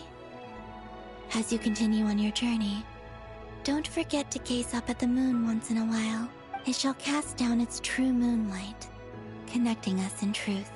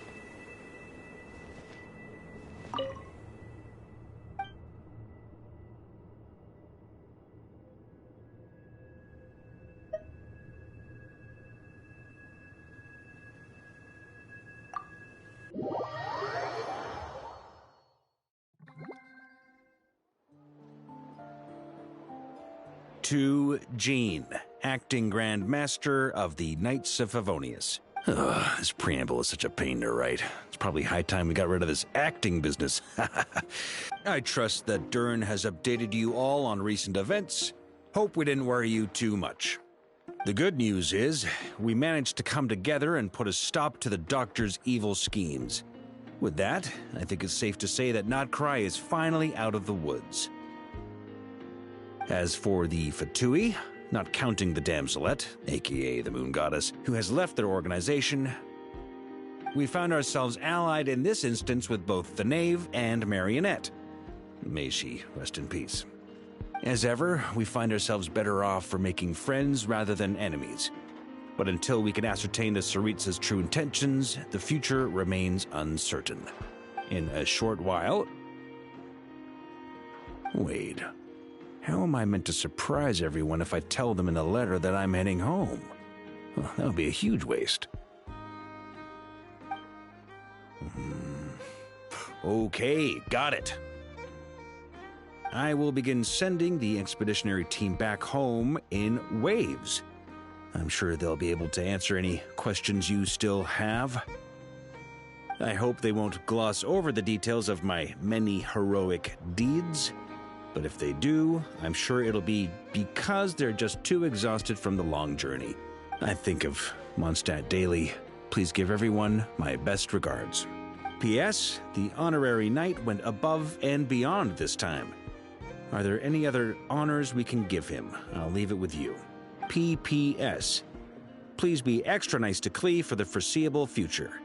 I cashed in on the last favor that the Hexen Circle owed us, so we need to earn some more goodwill. If there's any serious problems, feel free to stick me in solitary confinement when I get back. I'll do the time for her. Whew. And that, as they say, is all she wrote. End of an era. And with the moon shining down brighter than ever, I think everyone is going to sleep well tonight.